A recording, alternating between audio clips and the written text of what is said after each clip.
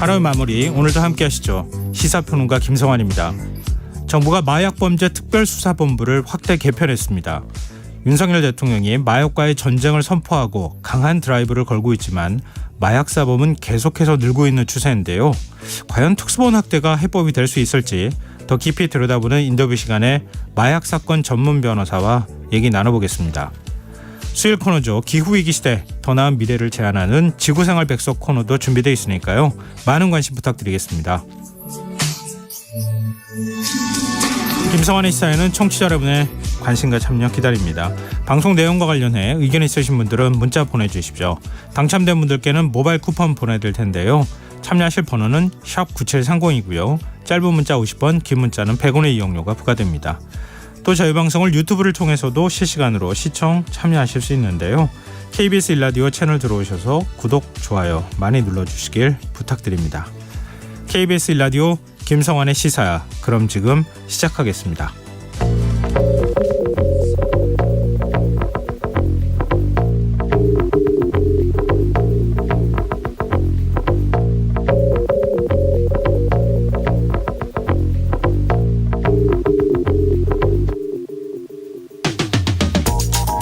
이태원 참사 부실 대응 혐의로 구속됐던 박형 용산구청장이 일주일 전인 지난 7일 보석으로 풀려났죠. 그 직후부터 희생자 유가족들은 구청 앞에서 박 구청장의 사퇴를 요구하는 시위를 이어가고 있는데요. 용산구청 측이 오늘 시위를 막기 위해 경찰 기동대 투입을 요청한 사실이 알려져 논란이 일고 있습니다. 업무에 방해가 된다, 이게 이유였는데요. 비판 여론이 커지자 구청 측은 유족들의 안전을 우려한 요청이었다면서 슬그머니 말을 바꾸기도 했습니다. 사실 뉴스를 접하는 사람들에게도 이번 일이 당혹스러운 건 박형 용산구청장이 불과 하루 전에 유족을 만나겠다는 입장을 밝혔다는 점일 텐데요. 이태원 참사 부실 대응 논란의 핵심이 사건 당일 현장에 경찰 기동대를 투입하지 않았다는 점에서 더욱 씁쓸함을 감출 수 없습니다. 박형 구청장은 이태원 참사 부실 대응 혐의로 구속돼 구치소에 수감된 164일 동안 최소 1,500만 원에 달하는 급여를 받았다고 하는데요.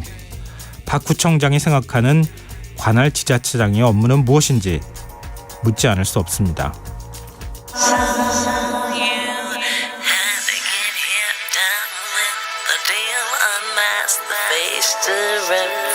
The real what you feel, you and your everyday situations, all the unnecessary complications. 오늘 밤 당신 안에 꿈틀거리는 지식 충전 본능이 깨어납니다. 여러분의 자유탐구 영역 김성환의 시사야.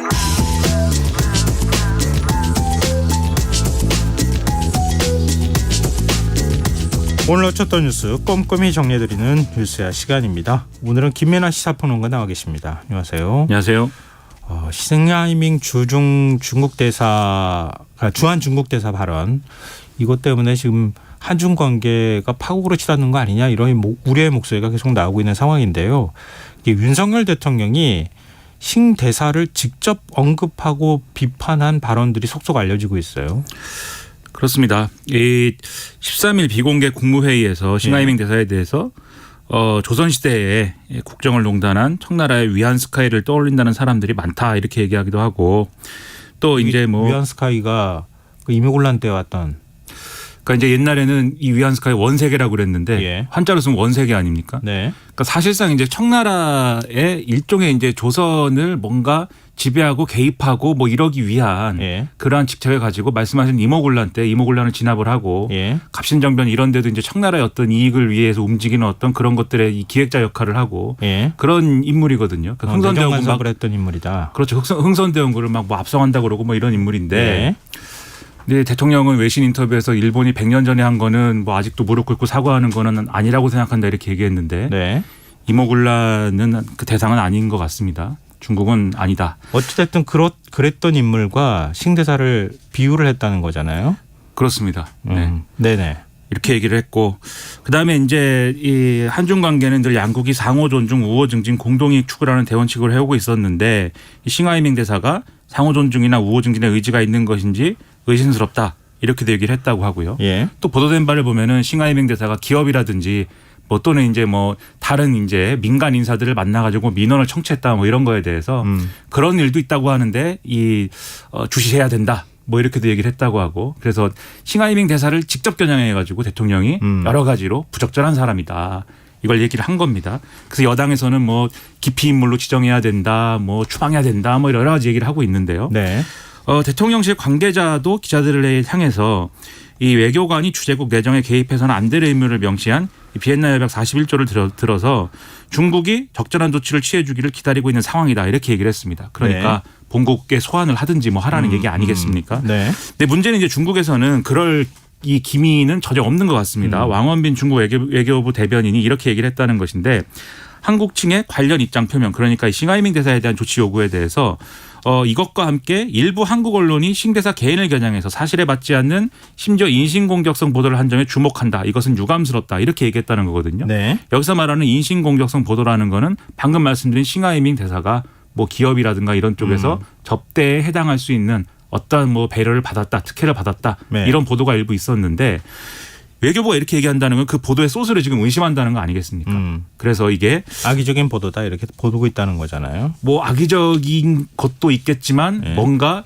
일종의 이제 정부 측 소스 아니냐 이 입장인 것 같아요. 중국 얘기는. 그런 발언을 했기 때문에 싱 대사의 발언 문제로 지금 어쨌든 논란이 되고 있는 상황이니까 싱 대사 개인을 공격하기 위해서 우리 정부가 뭔가 움직였다. 정보를 언론을 통해 가지고 흘리고 있다. 이렇게 그렇게 의심하고 있다는 거군요. 직접적으로 얘기하진 않았는데 예. 이 메시지를 이렇게 냈다는 거는 예. 그런 의심도 하고 있다는 메시지 아니냐 이렇게 해석할 수 있는 것이어서 상당히 입장차가 좁혀지지 않을 것 같다. 그래서 여러 가지 얘기가 또 정치권에서 나오고 있습니다. 대통령이 직접 그 어떤 지금 한국에 주재하는 외국의 외교관을 언급하면서 이렇게 비판성 발언을 한 것은 굉장히 이례적인 일인 거죠. 그렇죠. 이제 거의 뭐 제 기억에는 그런 뉴스는 본 적이 없다고 생각이 되고요. 예. 문제가 싱하이밍 대사의 발언은 제가 볼 때 한국인 입장에서는 이건 내정 간섭에 해당하고 굉장히 부적절한 발언인 거는 사실이거든요. 네. 그런데 한중 관계의 핵심이 싱하이밍을 어떻게 할 거냐가 돼버리면 안 되는 거 아니겠습니까? 그래서 네. 이거는 예를 들면은 정말 한중 관계가 싱하이밍 변수로 이 예를 들면 우리 입장에서 의도적으로 이것을 갈등 관계로 끌고 가야겠다 이런 공산이 아니라면 이 싱하이밍 대사 문제는 예를 들면 외교부 차원의 어떤 조치를 통해서 좀 이 변수는 주변화시키고 예. 한중 관계를 반전시킬 수 있는 다른 의제를 통해서 좀 그걸 통해서 이제 관계 개선을 한다거나 이런 시도가 필요한 것인데 그러려면 사실 대통령이 이걸 직접적으로 언급하기보다는 이건 좀 주변적으로 언급하고 다른 얘기 해야 되는 게 맞거든요. 네. 근데 이제 대통령이 직접적으로 싱하이밍은 사실상 나쁜 사람이다. 이렇게 얘기를 한 것이나 다름이 없게 됐기 때문에 그럼 이제 한중 관계의 가장 중요한 변수가 이제 싱하이밍이 된 겁니다. 그럼 우리가 이것을 어떻게 돌파구를 뚫을 것인가에 있어서는 상당히 운신의 폭이 서로 좁아져 버렸다. 이렇게 볼 수 있는 거죠. 그러니까 단계적으로 어떤 대응을 한다고 하는데 이미 우리는 대통령이 대응을 해버렸으니까 중국 정부에서 만약에 싱하이밍 대상 그대로 두면은 윤석열 대통령을 무시하는 듯한 그런 이미지로 받아들여질 수밖에 없는 상황이 된 거잖아요. 그렇죠. 그래서 본국으로 데려가면 예. 사실 그 국면이 끝나겠지만 예. 중국은 그럴 의사가 없어 보인다. 그럼 그 다음 단계는 뭐냐 이런 그렇죠. 얘기가 안 나올 수가 없는 건데 그 다음 단계로 우리가 고려할 수 있는 게 별로 사실은 없다고 하는 게 문제가 아니냐. 그렇습니다. 이런 지적들을 지금 해주고 계시는 건데 올 하반기에 한중일 정상회의가 원래 추진됐던 거잖아요. 이거는 어떻게 되는 겁니까? 일단 대통령실 고위 관계자는 언론에 이렇게 설명을 했습니다. 우리가 의장국인데 중국이나 일본의 호응이 있으면 회담이 성사될 것인데 만약에 이 싱하이밍 문제 때문에 호응이 없다면 회담이 어렵지 않겠느냐. 그런데 한중 관계에 대해서는 우리는 계속 의연한 기조 이어갈 것이고 먼저 고개 숙이고 매달릴 일 아니라고 생각한다. 이렇게 얘기를 했습니다. 네. 그러니까 이 중국이 사실상 이 싱하이밍 문제에도 불구하고 한중일 정상회의 합시다 하면 하는데 굳이 그 얘기를 안 한다면 우리도 뭐 가서 이걸 제발 하자고 하는 분위기는 아니다. 대통령실이 이렇게 얘기하는 거예요. 네. 그리고 조태용 국가안보실장이 오늘 한미일 안보실장 회의 차 도쿄로 출국하는 자리에서도 얘기를 했는데 지금 외교 채널 간에 이 한중일 정상회의 하자는 얘기를 중국과 일본에 우리가 전달을 한 입장이지만 여기에 대해서 이제 호응을 해서 좀 이 올해 중에 이 회의를 열 수 있기를 기대하고 있다. 이렇게 얘기를 했고 싱하이밍 대사에 대해서 물어보는 질문에 대해서는 예. 그걸 언급하는 것 자체가 부적절해서 굳이 얘기하지 않겠다 이렇게 했는데 그러니까는 지금 이제 국가안보실장은 일부러라도 좀 얘기를 안 하려고 하는데 대통령실에 또 관계자 발로 나오는 언론 대응은 그렇지 않다. 요 온도차도 있는 것 같아서 상당히 이제 좀 어떤 대응을 앞으로 할 것이냐에 있어서는 좀 혼란스러운 상황이다라고 생각이 됩니다. 대통령이 그렇게 뭐 불쾌감을 드러내는 발언을 했다 하더라도 대통령 참모가 걸러서 공개하면 안 되는 건가요? 그러게 말이죠. 고위 관계자가 뭐 일부러 얘기하는 것처럼 또 이렇게 얘기를 해서 싱하이밍을 어떻게 하느냐 이것의 모든 게 좀 달리게 돼서 여러모로 좀 의문입니다. 네. 이런 가운데 민주당 의원 5명이 중국을 방문하고 있어요. 그렇습니다. 민주당 민생경제위기대책위원회 소속인 김태년, 홍익표, 고용진, 홍기현, 홍성국 의원을 포함한 방중단이 12일 날 중국 베이징에 도착을 했고 15일까지 일정을 소화하겠다라는 건데요. 예. 방중단은 이 방문 취지에 대해서 코로나19 봉쇄조치 해제 이후에 중국 현지의 경제 상황을 살피고 한국 기업의 경제활동을 지원하기 위한 것이다라고 얘기를 하고 있습니다. 그러니까 최근에 대중무역 적자가 확대가 됐기 때문에 이 중국 내부 분위기도 파악을 하고 우리 경제계 요구사항도 전달을 하고 뭐 이런 거 하겠다라는 건데요. 예. 그래서 중국에 진출한 국내 기업들과 간담회를 시작으로 해서 이 중국의 이제 관련 이제 기관 또 연구기관 이런 데를 쭉 이제 방문을 하겠다 이 얘기를 하고 있습니다. 지금 그 신대사 추방 얘기까지도 언급했던 국민의힘 의원들 또 국민의힘 내부 반응은 어떻습니까? 방금 말씀하신 대로 이제 싱하이밍 대사를 굉장히 강하게 비난을 하면서 뭐 이 외교상 기피인물로 지정해라 추방해라 이 얘기를 하고 있기도 한데 예. 여기에 더해서 이 사태가 사실 이제 이재명 대표가 이 싱하이밍의 대사관저에 초청받아서 가서 이제 그 자리에서 나온 얘기 때문에 벌어진 일 아니겠습니까? 네. 그래서 이재명 대표 책임론을 상당히 부각을 하고 있고요. 네. 그다음에 앞서 말씀드린 민주당 의원들의 중국 방문에 대해서도 뭐 조공이냐 이렇게 이제 비난을 하고 있는 그런 상황입니다. 다만 여당 내부에서도 이 싱하이밍 변수는 좀 신중하게 다뤄야 된다라는 지적도 나오는 상황이긴 한데요. 네. 국회 외통위위원인 윤상현 의원 같은 경우에는 CBS 라디오에 출연을 해서 이런 식으로 추방 주장까지 가면 안 된다. 그래서 감정으로 대응할 문제가 아니라 이성적으로 국익을 보면서 접근해야 될 문제이다라고 얘기를 해서 좀 톤 조절이 필요하다 이런 지적도 나오고 있습니다. 네. 알겠습니다. 화제를 좀 바꿔보죠. 윤석열 대통령이 태양광 사업 의사결정에 관여했던 일종의 이제 공무원을 겨냥한 듯한 걸로 보이는데요.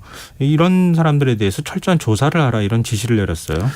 그렇습니다. 이 전임 정부 때 이제 그 태양광 사업과 관련된 여러 가지 비리에 대해서 감사원의 감사 결과가 이제 나왔고 그것이 네. 언론에도 많이 보도가 됐는데요. 오늘 윤석열 대통령이 당시 태양광 사업 의사결정 라인 전반에 대해서 철저히 조사하라 이렇게 지시를 했다는 겁니다. 네. 이런 취지의 감찰 지시를 대통령실 공직기강 비서관실에 내렸다는 것이고 이 사실을 이제 대통령실이 공개를 한 건데요. 예. 감사원은 이 전날에 문재인 정부 시기 태양광, 풍력 등 대규모 신재생 에너지 발전 사업과 관련돼서 비리 혐의 여러 건을 발견했다라는 결과를 발표를 하고 산업통상자원부 전 과장 2명 등 13명을 직권남용, 사기, 보조금법 위반 등의 혐의로 검찰에 수사 요청을 했다 이렇게 공개를 한 바 있습니다. 네. 구체적인 내용을 보면 신재생 사업과 밀접한 기관의 공직자와 자치단체장 등이 민간업체와 공모를 해서 인허가 과정이나 계약에서 특혜를 제공한 사례가 적발이 됐다라는 거고 허위 서류를 꾸며서 사업권을 편법 취득하거나 국고보조금을 부당하게 교부받는 사례 등이 확인이 됐다는 건데요.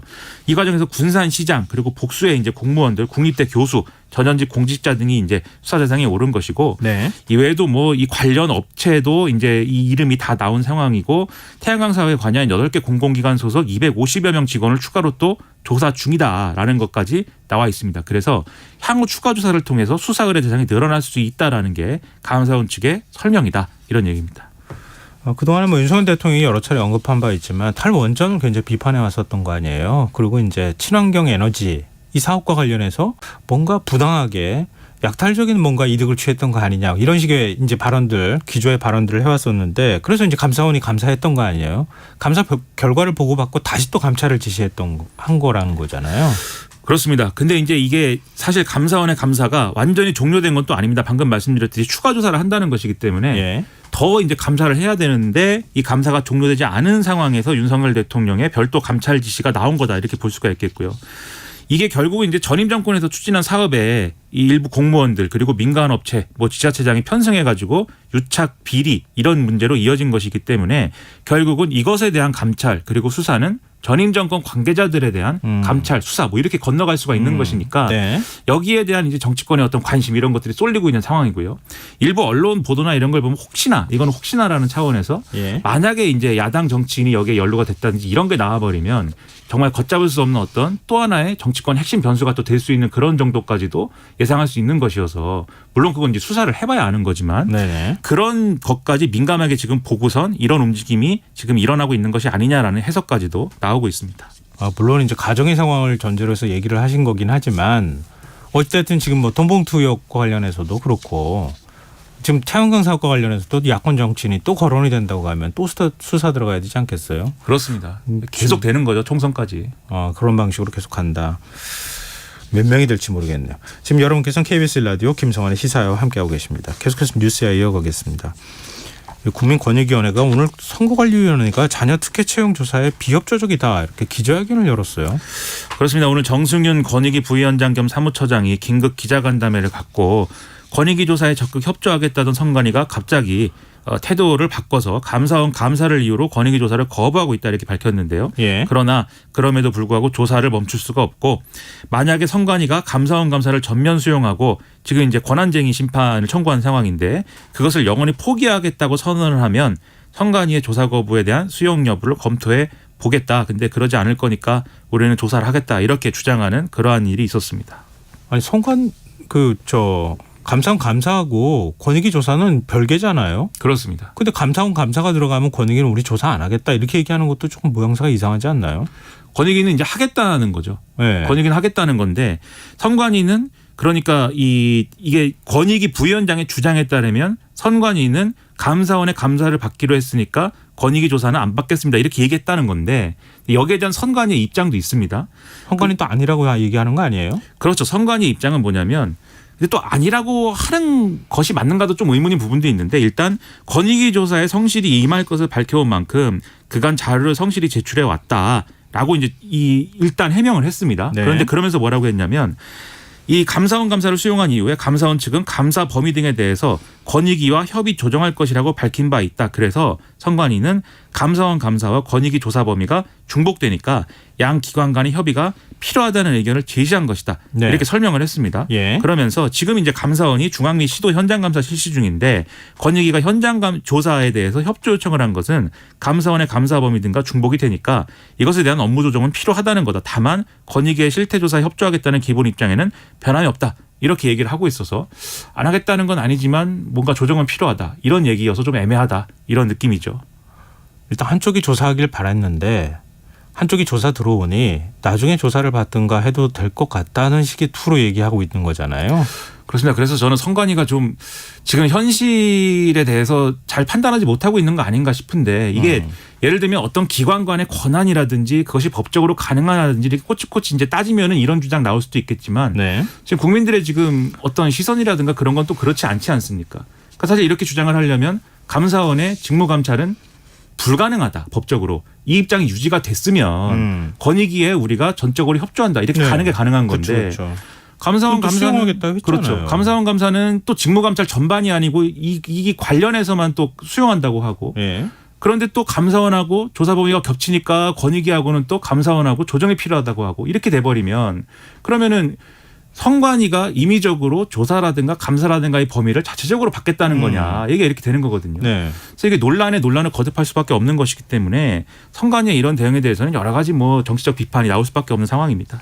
그러게요. 우리가 할 테니 감사원은 나중에 하시오라든가 하지 마시오 말하기도 참 애매한 거 아니에요? 권익 입장에서. 그렇죠. 선관위가 또 거꾸로 말하기도 참 애매한 거고. 정치권은 어떤 분위기입니까? 일단 국민의힘은 중앙선관위의 오만 방자임이 하늘을 찌릿하다면서 비판을 하고 있습니다. 그러면서 헌법기관 운운하지 말고 모든 조사에 응해야 된다. 이 주장을 하고 있는 상황인데요.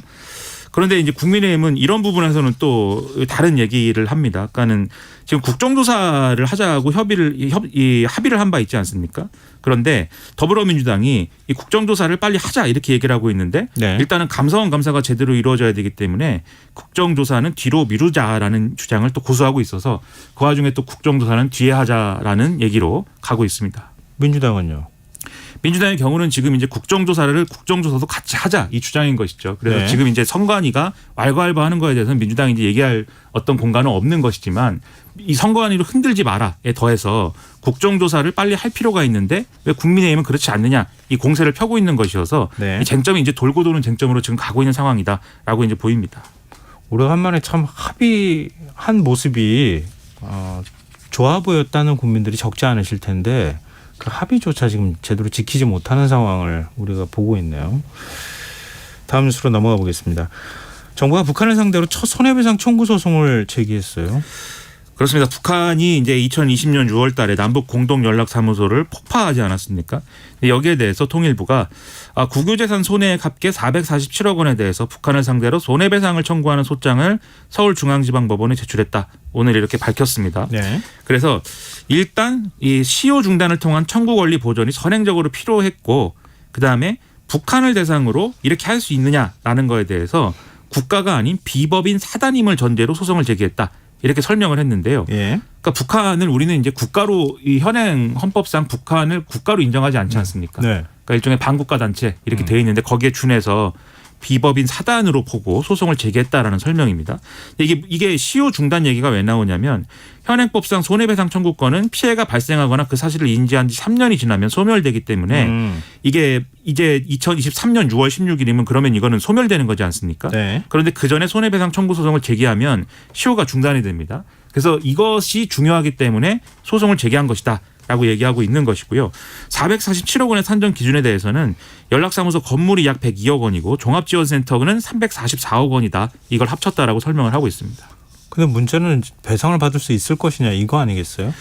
그렇습니다. 일단 소송과 관련돼서는 북한이 이제 대응을 안 하겠죠. 북한도 우리의 소송이다 이런 거 인정하지 않으니까. 네. 그러면 소송의 논리에서는 정부가 아마 일방적으로 뭐 승소를 할 것인데 상대가 응하지 않으니까. 그런데 그렇게 승소할 경우에 북한으로부터 배상을 받아낼 수 있을 것이냐. 그건 수단이 없기 때문에 강제 집행을 할 수가 없는 상황인 것이죠. 네. 그래서 배상을 받아낼 수가 없는데 다만 앞서 말씀드렸듯이 청구권을 소멸하는 것을 막기 위한 조치다라는 게 중요하다라고 정부는 얘기하고 있고요. 또 예. 이것을 북한에 대해서 이 북한이 이러한 행위를 했을 때 우리가 뭔가 대응했다.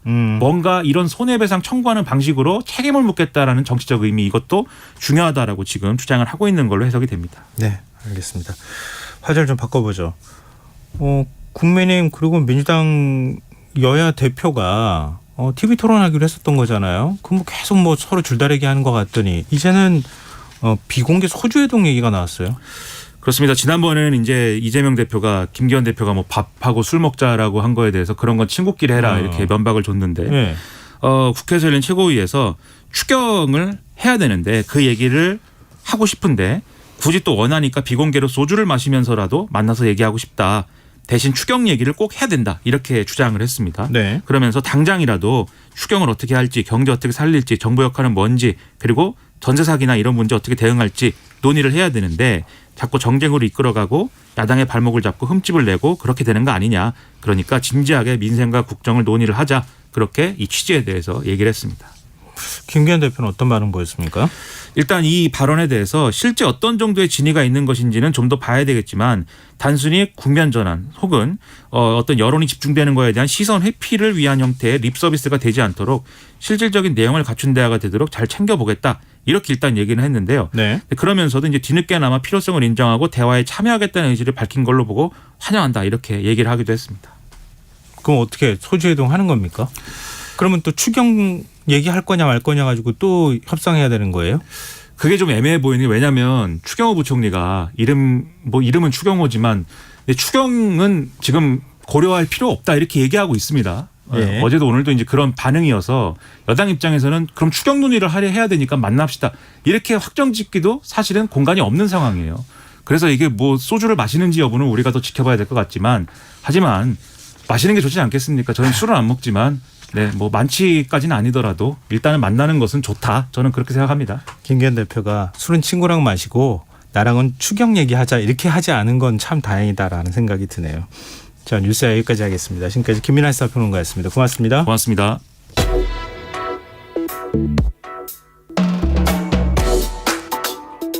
더 나은 내일을 준비하는 시간 KBS 1라디오 김성환의 시사야. 정부가 마약과의 전쟁을 선포했지만 올해 마약 사범은 더 늘었다고 합니다. 그래서 마약 수사 전담 인력을 늘리고 적극적인 구속 수사를 벌이는 등 처벌 강화를 추진하겠다 이런 방침을 밝혔는데요. 이런 정부의 노력으로 과연 마약 문제를 뿌리 뽑을 수 있을 것인지 마약 사건 전문 변호사죠. 박진실 변호사 연결해서 얘기 나눠보도록 하겠습니다. 변호사님 안녕하십니까? 예, 안녕하세요. 박진실 변호사입니다. 네, 오늘 특수본 2차 회의가 열렸는데요. 올해 1분기 마약 사범 숫자가 지난해 같은 기간에 비해서 오히려 늘었다고요? 예, 올해 1월부터 4월까지 마약 사범이 5,587명으로 작년 기간 대비 29.7% 증가했다고 발표가 되더라고요. 네. 굉장히 많이 수사기관에서 검거한 결과라고 볼 수 있습니다.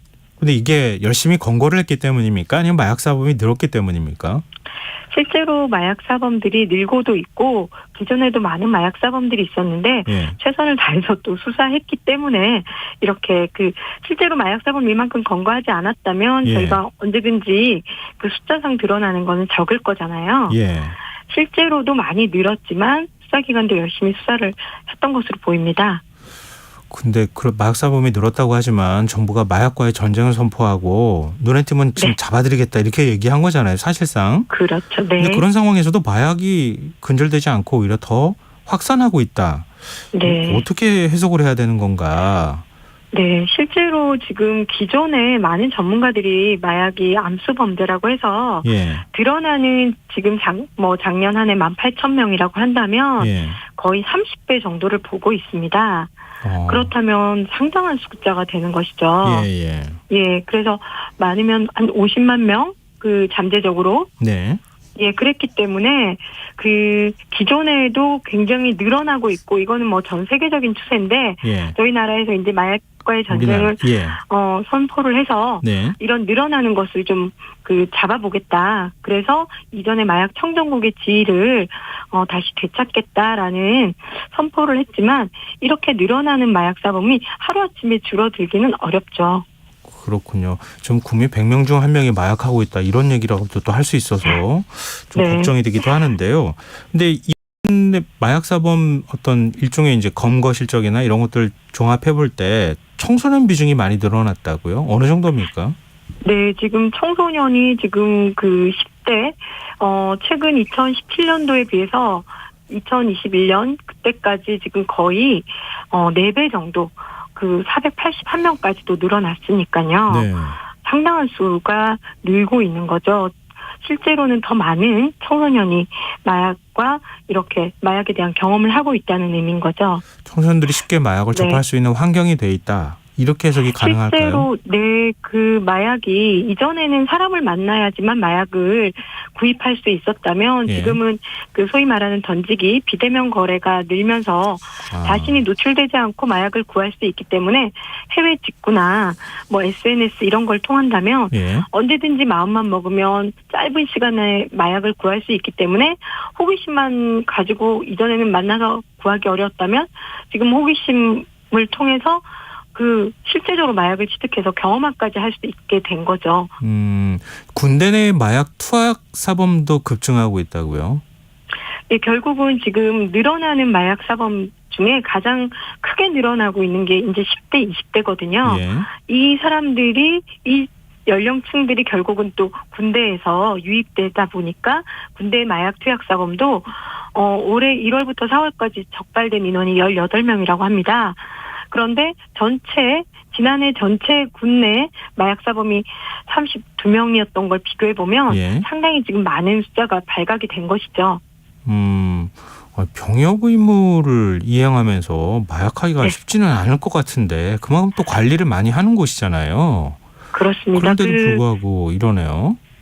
네, 사회에서 이제 마약을 하던 그런 사람들이 아마 그대로 군에 이게 걸러지지 않다 보니까 그대로 군에 입대한 다음에도 외출을 한다거나 요즘 핸드폰 사용도 좀 자유롭다 보니까 네. 마약을 구해서 여전히 그 안에서 밖에서 하던 걸 그대로 할 수 있는 그런 환경이 됐던 것이죠. 그러면 이렇게 마약 사범들을 적극적으로 검거하고 지금 마약과의 전쟁을 선포하면서 마약 근절을 위해서 정부 차원에서 노력을 하고 있잖아요. 범정부 차원의 노력이라고 해도 과언이 아닐 것 같은데 네. 마약 사범이 검거가 됐어요. 그 다음에 재판을 받게 되면 결과가 어떻게 나옵니까? 예, 일단은 지금 단순 투약 사범에 대해서는 정말 그 혐의가 많지 않고 경미하다, 중독이 아직 심하지 않다라고 하면 기소유예 처분을 해줍니다. 예. 그렇지 않고 사안이 조금 더 그것보다는 단지 기소유예만으로는 어렵겠다라고 한다면 재판에 넘겨지는데, 재판에 넘겨졌을 때도 단순 투약 초범인 경우에는 뭐 재범의 우려가 좀 약하고 사회적 유대관계가 강하고 본인이 반성을 하고 있고 이런 여러 가지들을 고려한다면 네. 초범에 한해서는 집행유예를 해줍니다. 그러니까 전반적인 추세는 그렇다는 거죠. 그렇죠.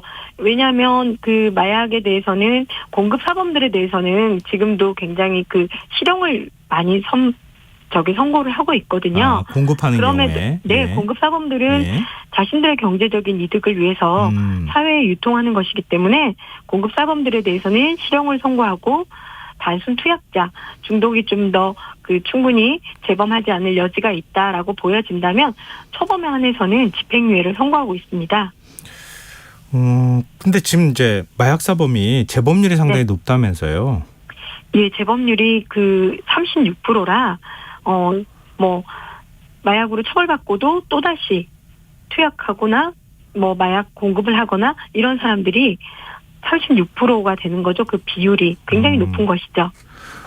그러면은 그러니까 이런 게 있잖아요. 마약을 투약하는 행위 자체도 사실은 문제가 될 수 있지만, 네. 그 개인적으로 마약을 투약하는 차원을 넘어서서 사회적인 문제를 발생시키거나, 예를 들면은 뭐 형사 사건을 저지른다거나 이러는 경우로 갈 가능성, 범죄를 저지를 경우에 그런 경향이 많이 나타나면 그건 심각한 문제잖아요.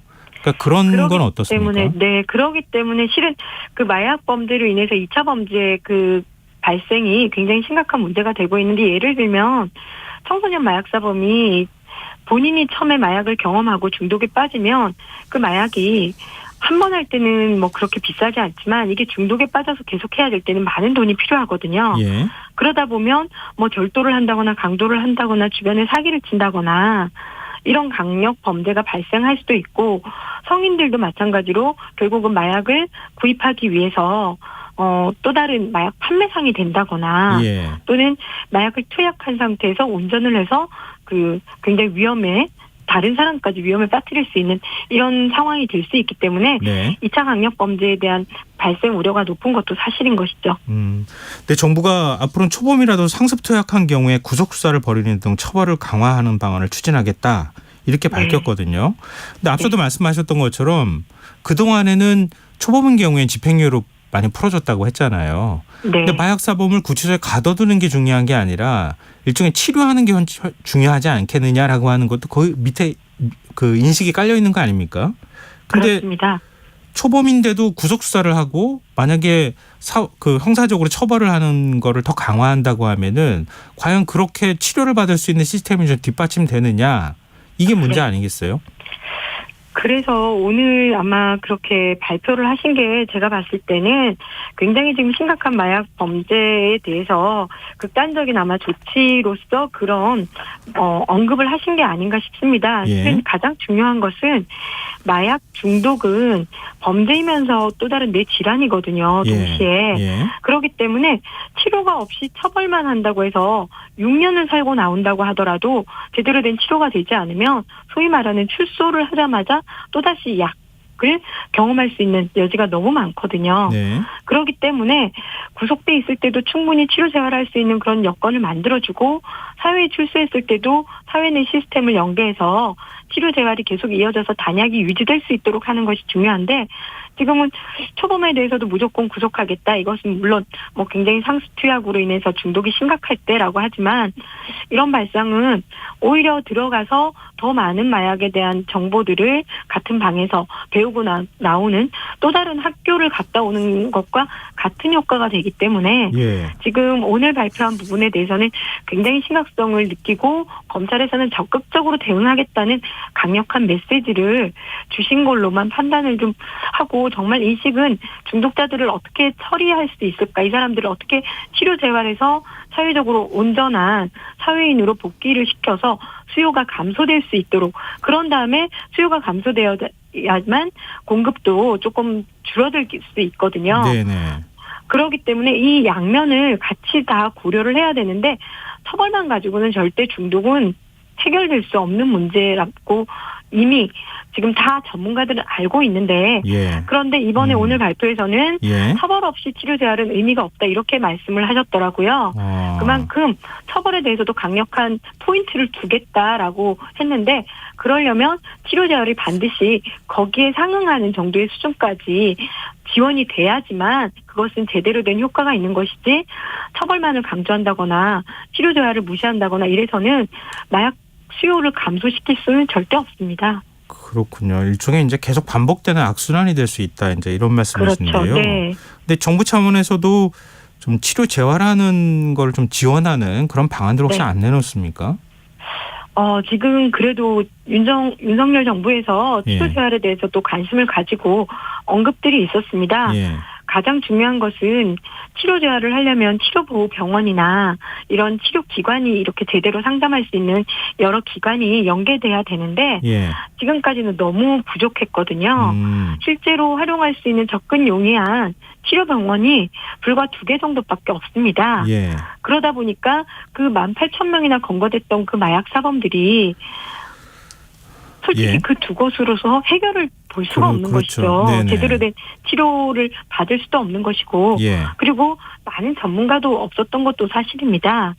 재활기관도 우리나라에서는 국가에서 제대로 된 재활기관이 없습니다. 민간에서 그 마약 중독자들이 출소해서 사회에 복귀하기 전에 그냥 정말 민간 단체에서 자비로 운영되고 있는 곳을 이용하는 것이지 국가에서는 제대로 된 재활기관이라고 지원을 해주는 곳은 거의 없었거든요. 예. 그러다 보니까 치료재활 시스템은 많이 부족하고 전문가도 많이 부족했는데 지금은 조금 인식을 가지셔서 거기에 대해서 지원을 하겠다고 하지만 정말 대폭적인 지원이 없이는 앞서 말씀드린 중독자들이 치료재활되는 게 쉽지 않습니다. 하루 만에 되는 게 아니기 때문에요. 구체적으로 어떻게 지원하겠다는 겁니까?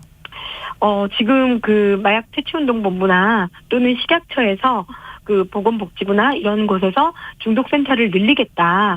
마약 퇴치 지금 중독재활센터가 전국에 2곳이 있습니다. 예. 이런 부분을 전국적으로 확대를 하겠다라고 하는데 여기에 이제 필요한 또 전문 인력이나 전문 그 시설이 필요한 것이죠. 그렇죠. 예. 이런 부분들의 예산도 아직은 많이 지원이 되고 있지 않고 정해지지도 않고 있어요. 예. 그리고 치료보호병원 자체도 여전히 받으려고 하지 않습니다. 중독자에 대해서는. 예. 솔직히 말해서 돈이 안 된다고 생각을 해서 힘들기만 하고 예. 그래서 다른 정신적인 문제로 입원하는 환자는 받겠지만 마약 중독자들은 받지 않겠다 이런 병원이 많아서 네. 이런 부분에 대해서도 충분히 지원돼서 그 병원들이 활성화될 수 있게 도와줘야 됩니다.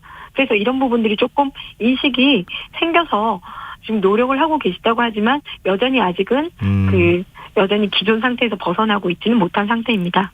네, 알겠습니다. 마약 범죄를 이제 그 마약 투약자들을 찾아내고 또 처벌하는 것도 참 중요하지만 또 앞으로 네. 더 새로운 어떤 마약 투약자들이 나오지 않도록 엄벌하는 것도 중요하지만 치료 재활에 관심을 기울이는 것도 그 못지않게 중요하다. 정부에서 그런 부분에 좀 더 관심을 가져야 한다 이런 말씀을 해주셨네요. 네, 오늘 말씀 고맙습니다. 네, 수고하십시오. 예, 지금까지 박진실 변호사였습니다.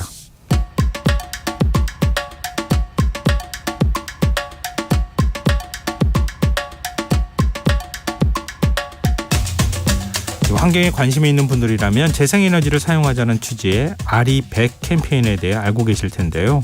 정부가 원전 확대에 힘을 실으면서 RE100에 대안으로 CF100을 새롭게 지금 띄우고 있는 상황입니다. 문제는 세계적으로 유통되는 움직임인가 하는 부분일 텐데요. 이런 상황 어떻게 봐야 하는지 지구생활 백서 사단법인 넥스트 윤지로 수석과 얘기 나눠보도록 하겠습니다. 안녕하세요. 네, 안녕하세요. 네. RE100은 이제 지난번에도 논란이 많이 되고 그랬기 때문에 아시는 네. 분들이 꽤 많을 것 같긴 한데 네. CF100은 뭐예요? 네, 이제 오늘 그 얘기 드릴 텐데요. 네. 일단 뒤에도 나중에 말씀드리겠지만 사실 CF100이라는 거는 이제 국내에서만 거의 쓰는 용어 같아요. 이게 그래요? 네, 그러니까 용어 자체는요. 예. 근데 이제 이게 사실 뭐 우리나라 에너지 정책이 이념화된 거는 뭐 이제 지겹게 이제 항상 말씀드렸잖아요. 네. 근데 그러다 보니까 사실 이제 어느 나라에서도 연출되지 않는 논란이 펼쳐지고 있는 게 바로 CF100, RE100 이거 같아요. 그래서 네. 지금 최근에 이제 산업통상자원부가 대한상공회의소랑 CF2 포럼이라는 걸 출범시키면서 이제 여러 해석을 낳고 있는데 그래서 오늘 그 이야기 좀 전해드리겠습니다. 네, 오늘 좀 개념 정리를 좀 명확하게 네. 해주셨으면 좋겠는데요. 네. 아리백은 기업이 상품을 생산할 때 재생에너지만 쓰겠다. 네. 이렇게 하는 거 아니에요? 네, 맞습니다. 예. 이제 많은 분들이 아리백은 원전 빼고 이제 태양광, 풍력 이런 재생에너지만 갖고 하는 거고 CF100은 여기에다가 원전을 추가한 좀 더 포괄적인 개념이다라고 이제 생각을 하시는데 사실 뭐 그렇게만 보긴 어렵고요. 예. 일단 요거를 좀 알려면 아리백에 관한 몇 가지 키워드를 갖고 이해하면 좋습니다. 네. 첫 번째는 이제 민간 주도라는 거예요. 아리백은 클라이밋 그룹 그리고 CDP라고 하는 이거 둘 다 이제 국제 비영리 조직이거든요. 네. 여기서 만들었는데 이 클라이밋 그룹이라고 하는 곳에서 뭐 여러 가지 캠페인을 해요. 뭐 아리백도 하고 무슨 뭐 그 EV100이라고 해서 기업들이 보유한 차를 뭐 2030년까지 100% 전기차로 바꾸자라고 하는 운동도 하고 네네. 여러 가지 활동을 하는데 네. 그런 것 중에 하나가 이제 아리백인 거고 이거는 이제 그러니까 기업들이 그러니까 자발적으로 한 거라서 아리백 2014년에 처음 출범을 했는데 그때 이제 이케아, H&M, 네슬레 이런 그러니까 유럽이나 미국계 회사 중심으로 한 12개가 먼저 출범을 했고 예. 그다음에 지금은 뭐 한중일을 비롯해서 대만, 터키 이런 아시아 기업들까지 다 포함해서 총 410개, 410개 기업이 참여하는 아주 그 굉장히 글로벌하게 펼쳐지고 있는 캠페인이 됐습니다. 그러니까 비영리 민간법인에서 우리 일종의 아리백을 해라고 네. 얘기를 하면 기업들이 나도 거기에 동참할 거야. 네, 맞습니다. 이런 이제 구조를 갖고 있다는 거잖아요. 그렇죠, 그렇죠.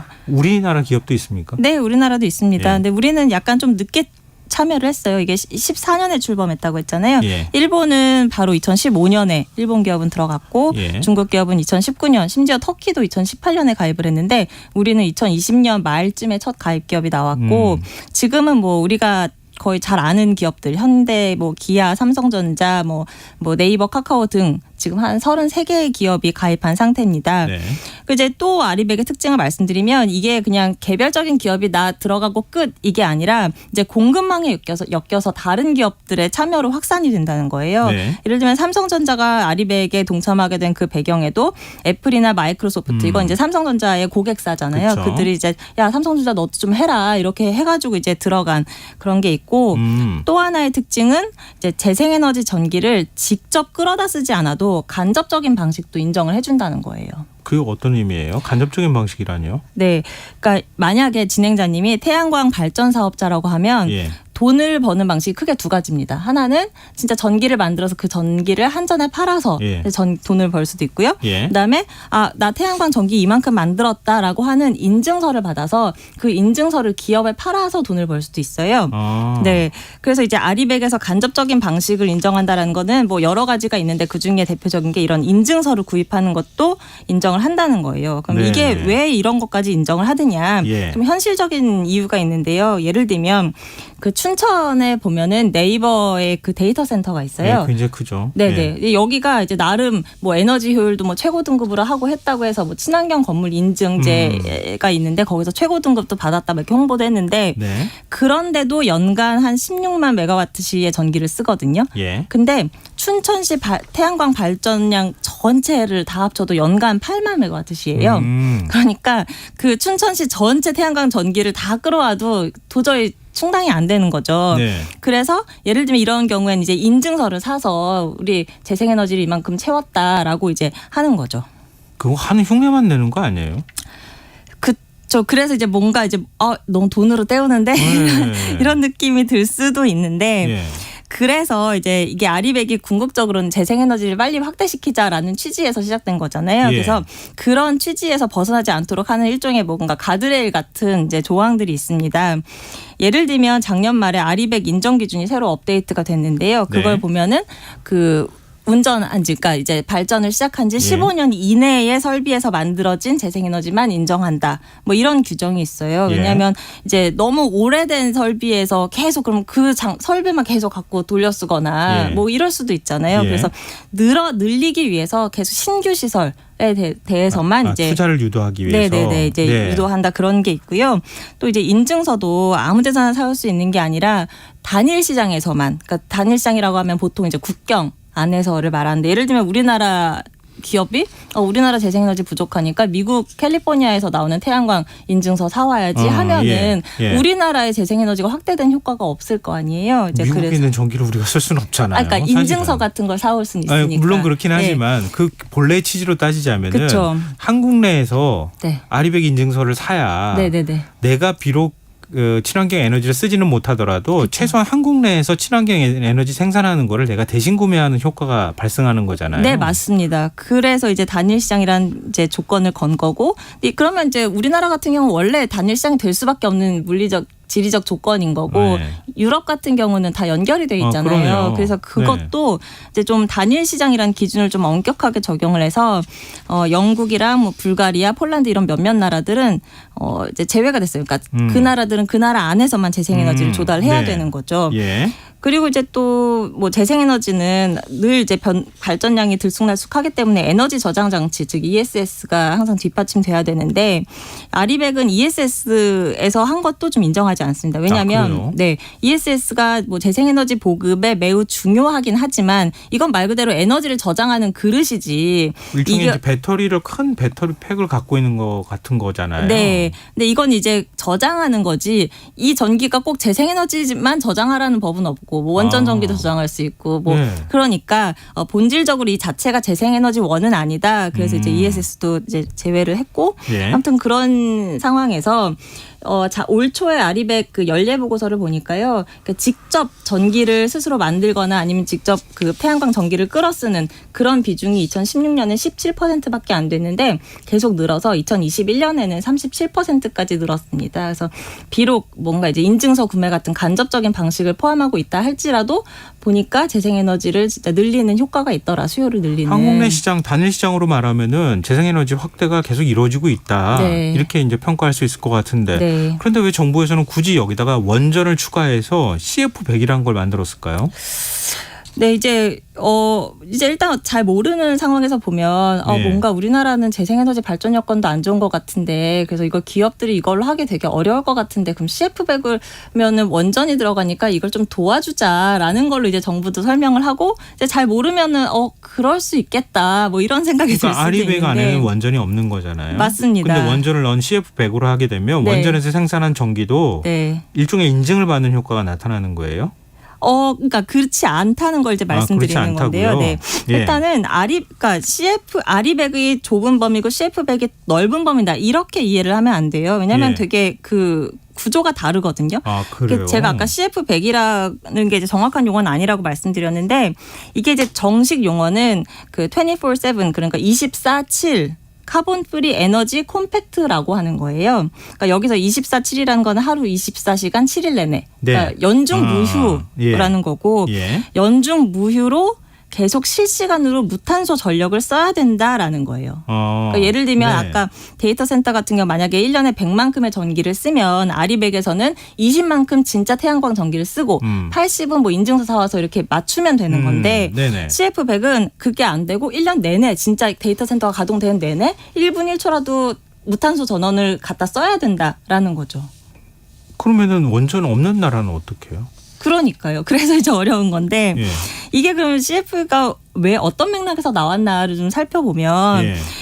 이거 사실 저의 느낌은 약간 구글을 위한 구글에 의한 뭔가 이니셔티브 같은 느낌이에요. 이게 예. 그러니까 이걸 주도한 곳 역시 구글인데요. 아, 구글은 그래요? 예. 이게 이제 본인들이 이제 탄소 중립 로드맵을 예전부터 냈는데, 네. 그거에 따라서 2007년에 탄소 중립을 했고요. 예. 2017년엔 아리백을 달성 이미 했어요. 그 다음 단계로 내놓은 게 CF100입니다. 아, 그래요? 네. 그럼 또 더 강화된 거네요, CF100이. 네, 맞습니다. 제가 아까 말씀드린 것처럼 CF100이라는 거는 1분 1초도 어디서 나와서 뭐 간접으로 때우고 이런 게 안 되는 예. 거기 때문에 좀 더 이제 기준이 사용하는 높다. 모든 전력을 전부 다 네. 친환경으로 써야 한다 이런 거잖아요. 네, 맞습니다.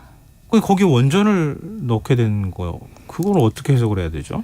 그러니까요. 이제 그래서 이제 정부는 계속 이게 우리나라 여건을 좀 감안해서 기업 부담을 덜어주는 거다라고 이야기하는 게 이게 좀 핀트가 어긋나는 게 일단은 그렇게 이제 실시간으로 그러니까 24시간 하는 거 자체도 어렵고 예. 그리고 이제 아리백이라는 거는 제가 계속 말씀드렸지만 민간에서 추진한 거잖아요. 이게 뭐 유엔이나 뭐 어디 뭐 국제단체에서 뭐 국제기구에서 하자라고 한 게 아니라 그렇게 예. 만약에 진짜 국제기구에서 결정을 했으면 정부가 어디 가서 뭔가 협상력을 발휘해서 좀 그렇죠, 이렇게 그렇죠. 뭐 예외 조항을 한다거나 할 여지가 있을 수도 있지만 예. 이건 말 그대로 민간 기업이 자발적으로 시작한 거고 이미 400여 개 기업이 다 우리 그렇게 하자라고 약속을 한 상태에서 뭔가 정부가 뭔가 계속 뭐 우리가 뭐 논의를 해가다가 하는데 그게 과연 가능할지 현실적으로 그것도 어렵고 그러면서 이제 정부가 하는 말은 이미 국제적으로 무탄소 에너지 논의가 시작됐다. 미국도 뭐 재생에너지만 하는 게 아니라 그 연방 정부 전력을 전부 이제 무탄소 전력으로 할 건데 여기에 원전도 포함됐다. 영국, 일본도 그렇다라고 하는데 이거는 그 나라에서 자기네 에너지 정책을 그렇게 가져가겠다는 거지. 네. 이런 걸 통해서 우리나라의 아리백 기업을 돕겠다라는 취지가 절대 아니거든요.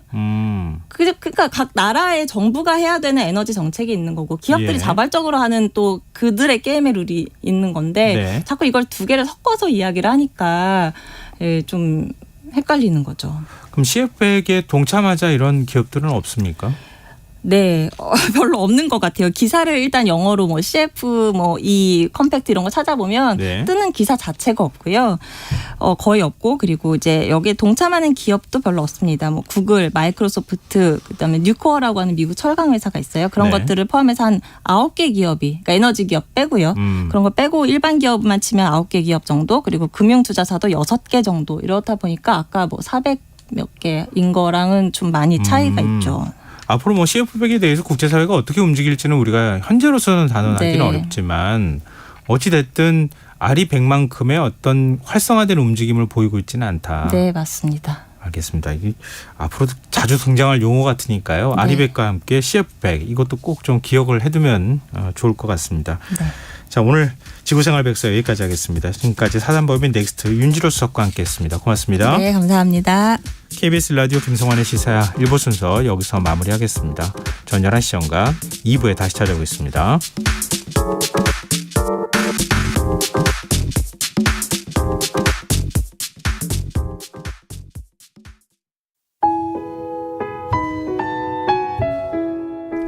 청취자 여러분, 위기가정을 찾아주세요. 어려운 경제 상황 속에서 긴급한 경제적 지원이 필요한데도 복지 사각지대에 놓여 있어 아무런 지원도 받지 못하고 극한 상황으로 내몰리고 있는 위기가정이 늘고 있습니다. KBS 강태원 복지재단에서는 사회 안전망에서 벗어나 위기에 처해 있는 가정을 발굴해 긴급 지원하는 사업을 진행합니다. 여러분 주위에 스스로의 힘만으로는 도저히 일어설 수 없는 힘든 이웃이 혹시 있는지 찾아봐 주세요. 우리 사회의 건강한 구성원으로 신속히 복귀할 수 있도록 KBS 강태원 복지재단이 작은 힘을 보태겠습니다. 여러분의 제보 전화를 기다립니다. KBS 강태원 복지재단 제보 전화 1533-0900, 1533-0900입니다.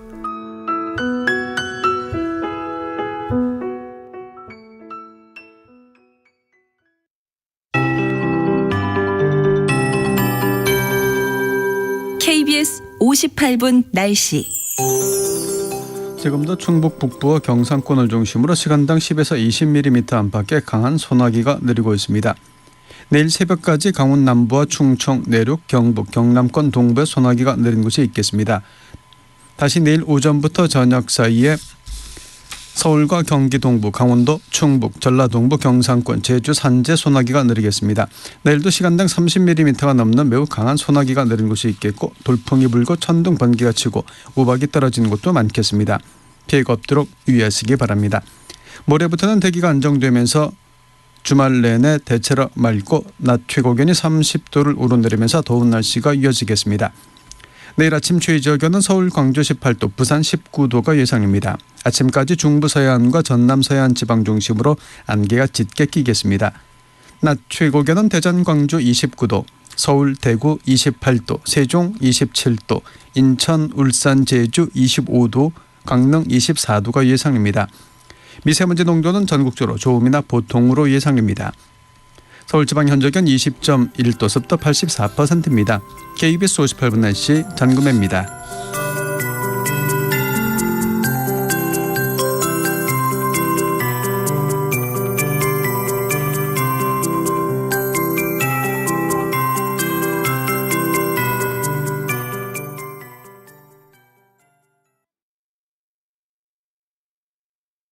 정성을 다하는 국민의 방송 KBS가 11시를 알려드립니다.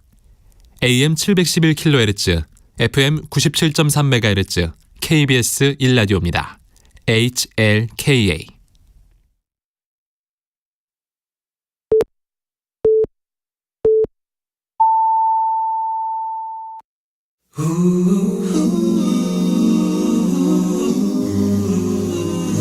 이 밤 그냥 보내긴 아쉬우니까요.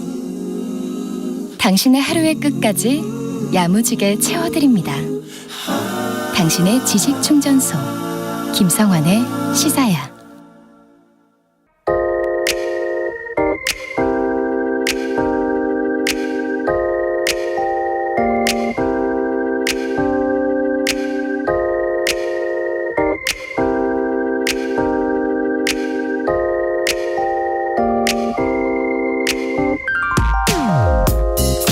나 자신보다 나를 더 속속들이 알고 있는 존재가 있습니다.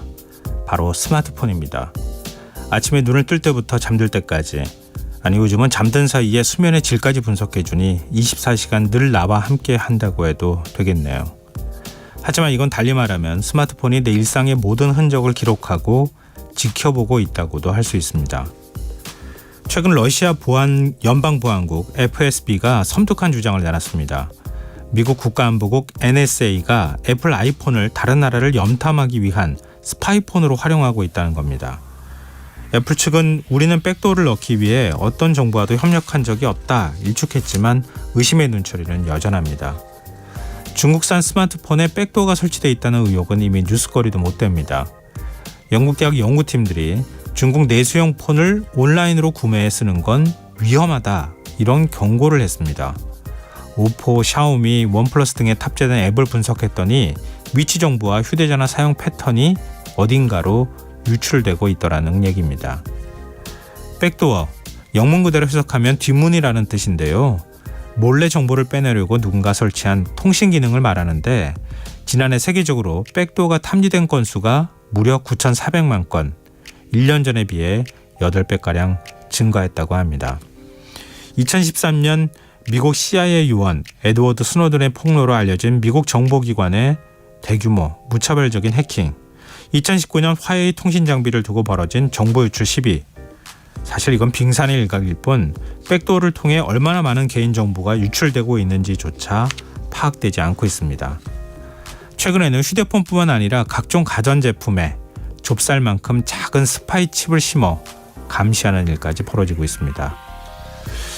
과연 보안 업데이트를 착실히 하고 알 수 없는 파일과 인터넷 주소를 실행하지 않는 걸로 이렇게 진보하는 기술에 맞설 수나 있을런지. 늘 나와 함께하는 친구 같지만 마음을 내려놓고 경계를 풀어서도 안 되는 것이 스마트폰이라는 사실도 잊어서는 안 되겠다는 생각이 듭니다. 지금까지 오늘의 발견이었습니다.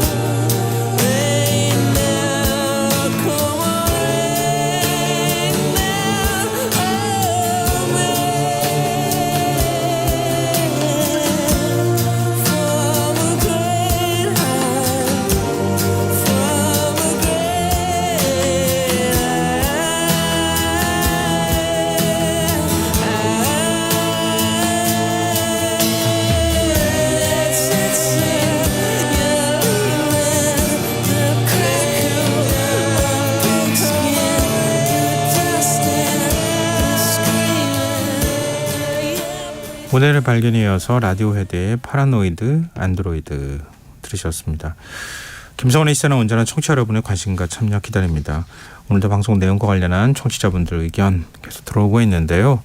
휴대전화 뒷자리 4936 쓰시는 청취자분께서 스마트폰은 편리하지만 가끔 이런 스마트폰의 역기능들이 두렵기도 합니다. 이렇게 의견 주셨고요. 6220님, 스마트한 세상에 살다 보니 사건 사고도 많아지네요. 언제 어디서나 감시당하게 되는 것 같아 불안하기까지 합니다.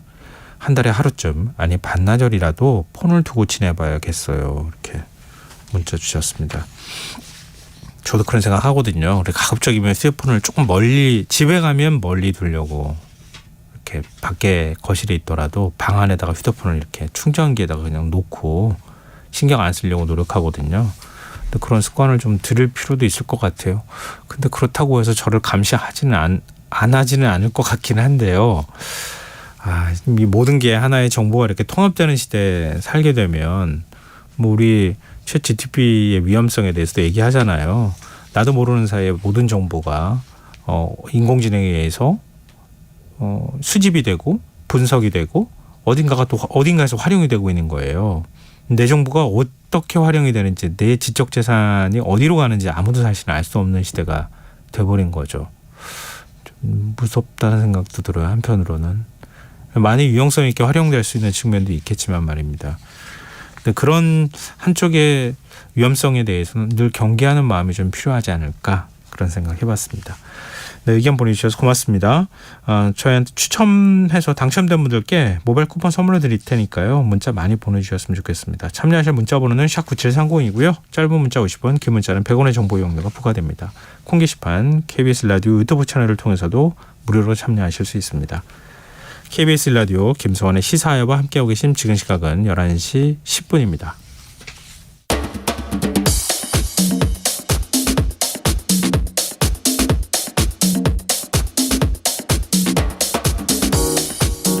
오늘 일어난 세상 곳곳의 소식들 당일 배송으로 전해드립니다. 밤참 뉴스 이영경 뉴스캐스터 함께하겠습니다. 안녕하세요. 네, 안녕하세요. 네. 오늘 양양에서 육군 헬기가 불시착하는 일이 있었어요. 네, 전술 훈련 비행을 하던 헬기가 불시착했는데요. 네. 조종사 2명이 부상을 입고 병원으로 이송이 됐습니다. 오늘 오전 10시 20분쯤 강원도 양양군 손양면의 군부대 내 교회 인근에서 3군단 항공기 소속의 500MD 헬기 한 대가 불시착을 했는데요. 네. 조종사 2명이 사고로 다쳤고요. 예. 북군 강릉병원으로 이송돼서 치료를 받고 있는데 허리 통증을 주로 호소하고 있다고 합니다. 네, 사고가 난 뒤에 불시착한 헬기에서 구급차까지 걸어갈 정도의 상태는 됐다고 하는 것으로 네. 알려져 있고요. 군에서 설명하기로는 경미한 부상으로 보여지지만 그래도 혹시 모르니까 정밀 검진을 진행하고 있다고 합니다. 헬기는 일부 파손이 되는데요. 부대 내에 인명이나 시설물 피해는 없는 것으로 전해지고 있고요. 헬기 엔진 이상 여부 등을 지금 확인하고 있습니다. 근데 이 500MD 헬기가 오래됐어요. 1970년대부터 도입되기 예. 시작한 보잉사의 헬기인데요. 운영 중인 헬기 대부분이 이렇게 수십 년 넘게 운영된 노후 헬기여서 육군에서는 전량 도태시킨다라는 방침입니다만은 아무래도 이제 전력의 빈 공간들이 이렇게 노후 헬기들이 메우고 있는 것으로 보입니다. 근데 우리 수리온 헬기 네. 개발해서 지금 많이 이제 전력화가 되고 있는 상황이긴 하지만 모든 헬기를 다 대체할 만큼은 아직까지는 아니잖아요. 네. 다음 뉴스로 넘어가 보겠습니다. 물가 얘기 하면은 많은 분들이 그러실 거예요. 무서워요. 이렇게 얘기를 하실 것 같거든요. 네. 지금 여름철 대표 음식 삼계탕이 2만 원에 육박한다고요. 예. 소비자원에서 외식 물가 통계를 할 때 8가지 품목을 가지고 가격을 비교합니다. 김밥, 짜장면, 칼국수, 김치찌개, 백반, 냉면, 삼겹살, 비빔밥. 이 8가지 품목이 이제 무서워진 거예요. 말씀하신 것처럼. 이 가운데 절반이 10,000원이 넘어갑니다. 요거 기준은요. 지난 4월 서울을 기준으로 했을 때 지금 말씀드렸던 8개 품목의 가격이 10,000원을 넘어간다는 거예요. 3년 전 기준으로는 2가지만 10,000원이 넘었었거든요. 그때 삼계탕하고 삼겹살만 10,000원이 넘었어요. 네. 이해가 되잖아요. 예, 그렇죠. 그럴 수 있겠다. 그런데 냉면 가격이 지금 1,923원, 3년 전에 8,885원이었는데 22.9%가 올랐고요. 너무 놀라셨군요. 아니요, 이거 냉면 가격이 네. 일반적인 냉면 모든 냉면을 다 이렇게 평균을 내니까 이런 거지. 조금 유명한 냉면집 가면 14,000원 뭐 이렇게 받거든요. 예. 그리고 삼계탕도 지금 16,346원인데 3년 전에 14,462원이었으니까 13%가 증가한 가격입니다. 요것도 지금 말씀하신 것이랑 비슷해요. 삼계탕 평균 가격은 2만 원 아래이지만 식당에 따라서 한 그릇에 2만 원 넘게 받거나 예. 아니면 육박하는 수준의 가격이 되고 있습니다. 그럼 왜 이렇게 많이 올랐나 싶으니까 축산품질평가원 축산유통정보를 보니까 닭 도매 가격이 많이 올랐어요. 6,556원인데 이게 작년 대비해서 12%가 올랐는데 이번 달 들어서 하루도 빠짐없이 닭값이 지금 오르고 있는 상황이에요.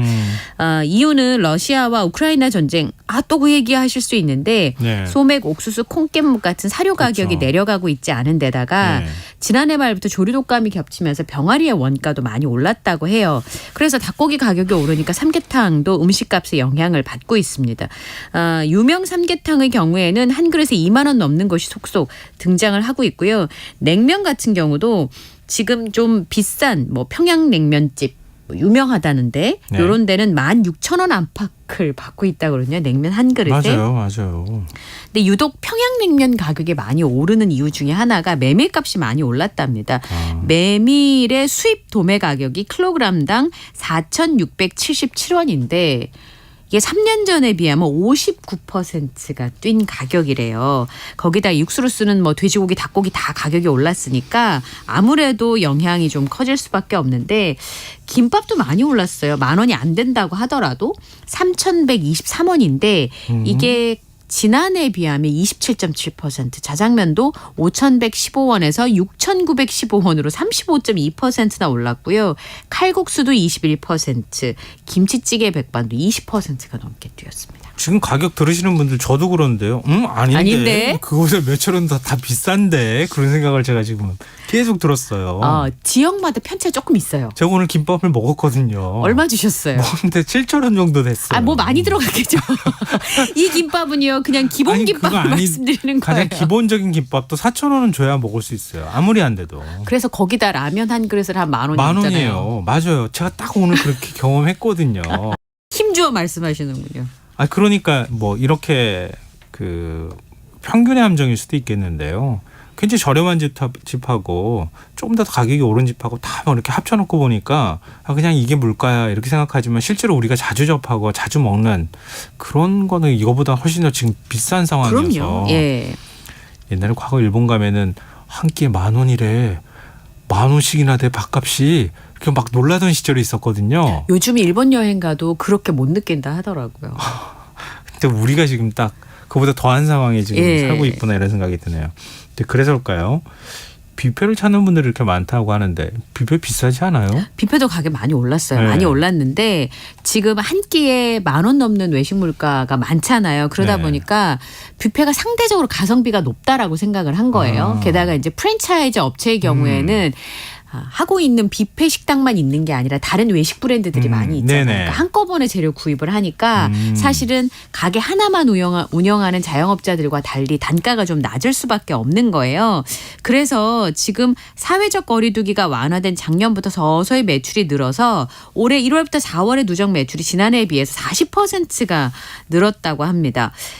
그리고 또 일부 가게의 경우에는 다시 재정비를 하면서 고급화 전략을 많이 쓰니까 이게 경제가 어려워지니까 아주 저렴한 식사도 잘 팔리지만 또 고급화 전략을 구사하는 곳들도 계속 조금 아껴 쓰다가 한 번 가서 좀 이렇게 했으면 좋겠다. 이제 이런 경우들이 많이 있는 거예요. 그래서 가격이 좀 높더라도 품질을 중요시하는 그런 소비들도 양쪽에 다 극단이 존재하다 보니까 한 끼를 좀 고급스럽게 그리고 배불리 먹는다고 치면 뷔페 같은 경우는 여러 종류의 음식이 있으니까 다른 음식보다는 상대적으로 가성비 내지는 가심비가 높을 수도 있다. 이런 거죠. 뷔페 가격이 보통 얼마나 하는지 모르겠어요. 요즘에요. 저렴한 데는 2만 원 중반에서 3만 원. 근데 어린이들은 좀 그 가격 할인을 해주잖아요. 그러니까 이제 아이들이 있는 집은요. 먹고 싶은 거 그다음에 디저트 음료까지 다 합치면 사실 이런 데 가서 하루 식사하는 것들도 좀 가능하지 않아요. 요즘 배달비나 저 중국집에서 저희 세 식구거든요. 네. 자장면에 짬뽕에 뭐 탕수 이렇게 시키면 6, 7만 원 넣어요.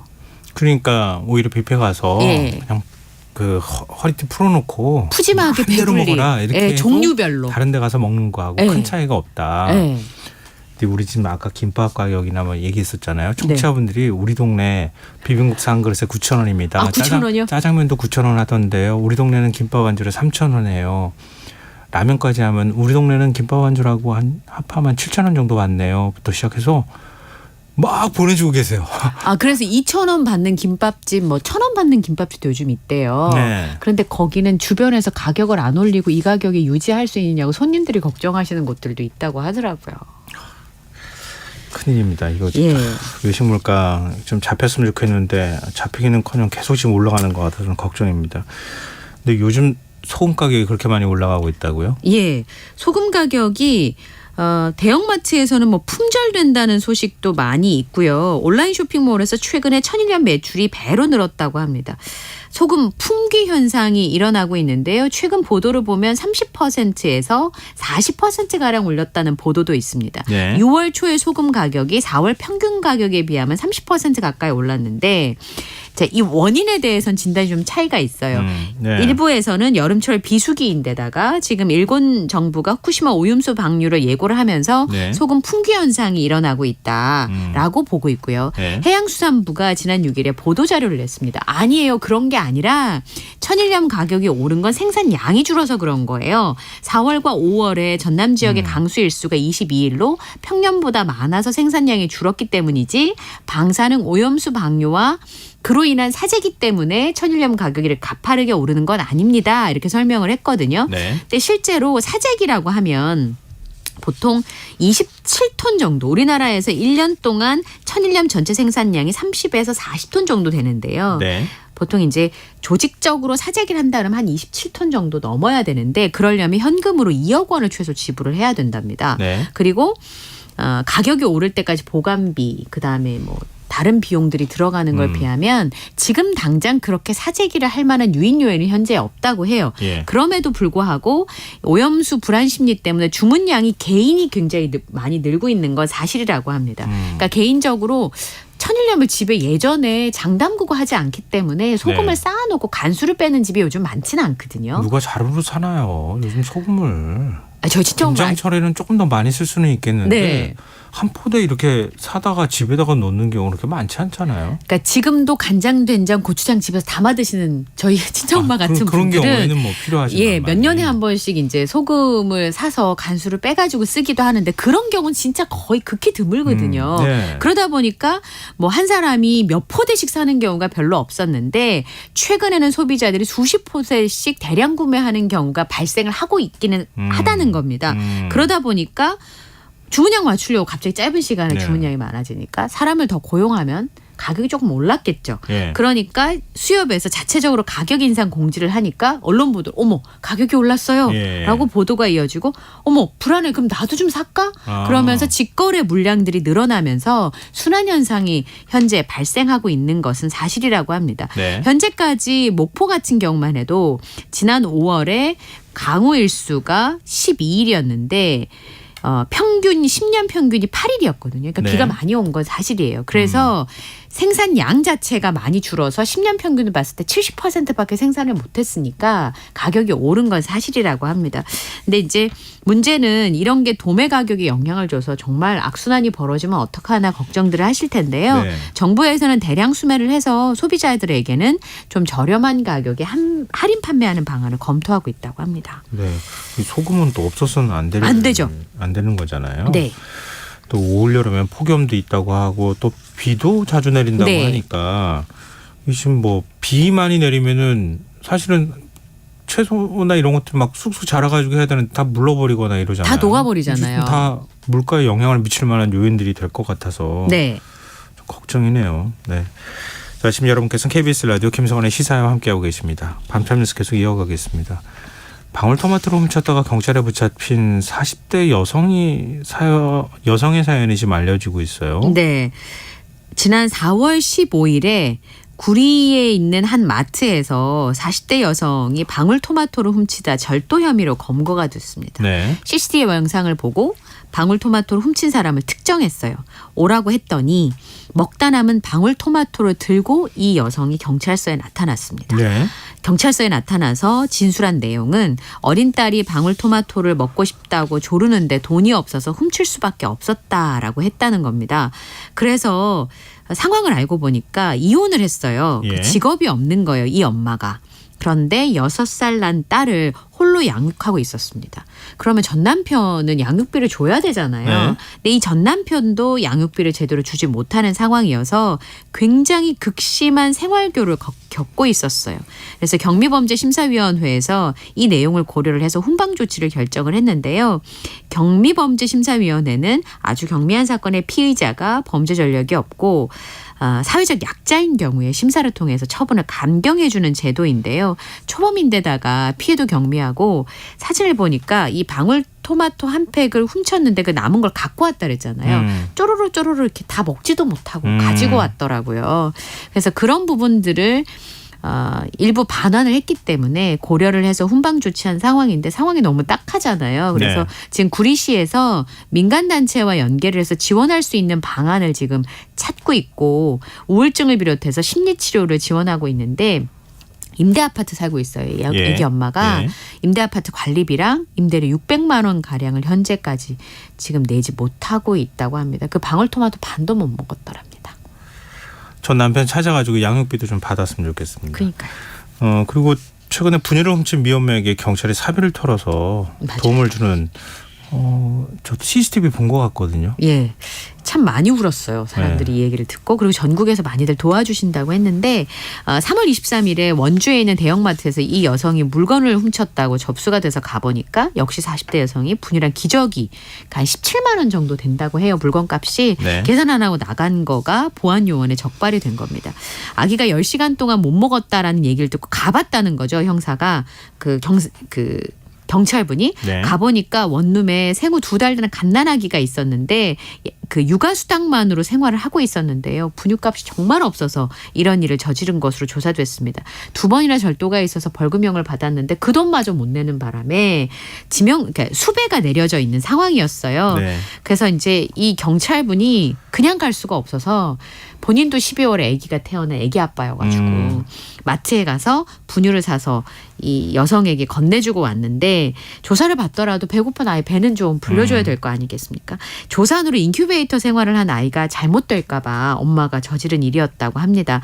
그래서 3월 말 절도 혐의로 검찰에 불구속 송치가 됐고 형편이 너무 어려우니까 벌금을 분납할 수 있는 방안도 경찰분이 설명을 해 주셨다고 합니다. 근데 이게 나중에 이제 맘카페랑 SNS를 통해서 알려지면서 이 경찰분에게 고맙다라고 하는 인사들도 많이 전해졌고요. 네. 이 40대 여성이 어떻게 하면 좀 생활을 유지할 수 있을런지 그게 전국 제일 각지에서 중요하죠. 도와주겠다는 이야기들도 나왔었죠. 네, 그러니까 생활을 꾸려나갈 수 있도록. 그러니까요. 그러니까 아이 돌봄에 관한 문제하고 또 직장을 찾아서 그렇죠. 일을 해서 이렇게 지속적으로 생활을 수 꾸려나갈 수 있도록 도움을 주는 게 제일 중요할 것 같아요. 자, 우리 마지막으로 날씨 네. 얘기 좀 해야 될 것 같은데요. 오늘 이렇게 지나다니다 보면 갑자기 난데없이 빗방울이 후두두두 떨어져요. 예, 그래서 제가 지금 지난번에 올 때도 비를 맞고 오고요. 오늘 낮에도 가다가 갑자기 그랬어요? 소나기를 맞아가지고. 예. 근데 내일까지 그럴 것 같습니다. 서울을 포함한 동쪽 지역에 천둥 번개를 동반한 소나기가 오늘 내렸었는데요. 한 20mm 시간당 소나기가 내렸었습니다. 우박이 내린 곳도 있었다고 하는데요. 네. 이렇게 갑자기 강한 소나기가 내린 거는 며칠째 자리 잡고 있는 저기압 때문입니다. 소나기가 내리는 건 짧은 시간 동안 아주 좁은 지역에 시간당 30mm 정도의 비가 집중될 수 있는데요. 이렇게 갑자기 비가 내리게 되면 갑자기 화천물이 불어나거나 불상사가 있을 수 있으니까 특별히 네. 주의하시고요. 그다음에 강한 돌풍과 천둥, 번개, 우박도 예상이 되니까 시설물 관리와 안전사고에 유의하셔야 되겠습니다. 이 찬 공기가 갑자기 유입이 되면서 저기압이 빠르게 만들어지고 대기가 굉장히 불안정하면서 이렇게 소나기가 내리는 일들이 많이 벌어지고 있는데요. 모레부터는 날씨가 맑아지면서 대신 덥겠습니다. 그래서 주말에는요. 낮 기온이 30도 이상 오르는 곳도 많겠습니다. 네. 오늘 밤참수 여기까지 하겠습니다. 지금까지 이영경 뉴스캐스터와 함께했습니다. 고맙습니다. 감사합니다.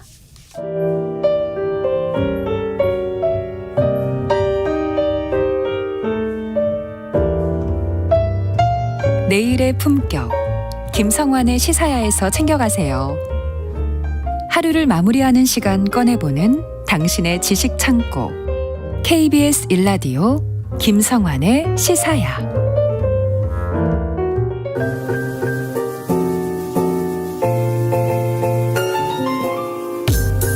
흥미로운 미술 세계로 안내해드리는 미술 랭 가이드. 오픈갤러리 홍지혜 디렉터 오늘도 역시 나와 계십니다. 안녕하세요. 네, 안녕하세요. 오늘은 화가 얘기해 주신다고요? 네. 그런데 제가 주제를 정할 때 예. 미술계의 뉴스들은 이렇게 뭐 시의성 있게 다루기도 하는데 네. 화가를 설명드릴 때는 누굴 네. 설명할지 좋아하는 작가가 너무 많아서 고민이 되더라고요. 그래서 제가 요즘 하기 시작한 게 예. 언젠가부터 이번 주나 이번 달에 생일이 누가 있었나 한번 보고 그중에서 소개하면 좋겠다 싶은 작가들을 좀 꼽고 있어요. 예. 엊그제 바로 이제 생일이었던 네. 작가가 있는데요. 바로 에곤 실레입니다. 에곤 실레. 네. 저 뺏어 말라가지고 맞아요. 그렇게 생긴 작가 아니에요? 네, 에곤 실레 네. 하면은 떠오르는 분도 있으실 거고 아닌 네. 분도 있으실 텐데, 근데 또 같이 한 쌍으로 늘 거론되는 작가가 있어요. 한때 한국인이 가장 사랑했던 작가, 바로 구스타프 클림트인데요. 아, 비슷해요. 그림풍도. 그쵸? 예. 네. 이 둘은 특별한 관계가 있습니다. 아, 그래요? 네. 이 둘은 사제지간이기도 하고요. 아, 그렇군요. 네, 또 동료이기도 한데요. 말씀처럼 좀 비슷한 느낌이 있죠. 예, 그 비슷한 예. 느낌은 예. 아마도 좀 에로틱한 느낌? 약간은 사람을 좀 이렇게 관음적인 길게 느낌. 그리는 느낌이에요. 네. 그리고 둘이 이렇게 이제 연인이 있는 모습이나 이런 거를 보면은 좀 구도가 비슷하다거나 이런 경우도 있어요. 그러네요. 그림체는 다르지만. 네네. 어쨌든 이 둘은 이렇게 늘 함께 거론되는 이유가 또한 오스트리아 출신의 가장 유명한 작가 중에 한 명이기도, 아니, 두 명이기도 하고요. 네네. 예. 그리고 서로 작품에 영향을 주고받는 관계이기도 했으며, 또 1918년 클림트가 56세였고 에곤 예. 실레가 28살일 때 오, 나이 둘이 차가 또 많이 같은 나네요. 해에 예.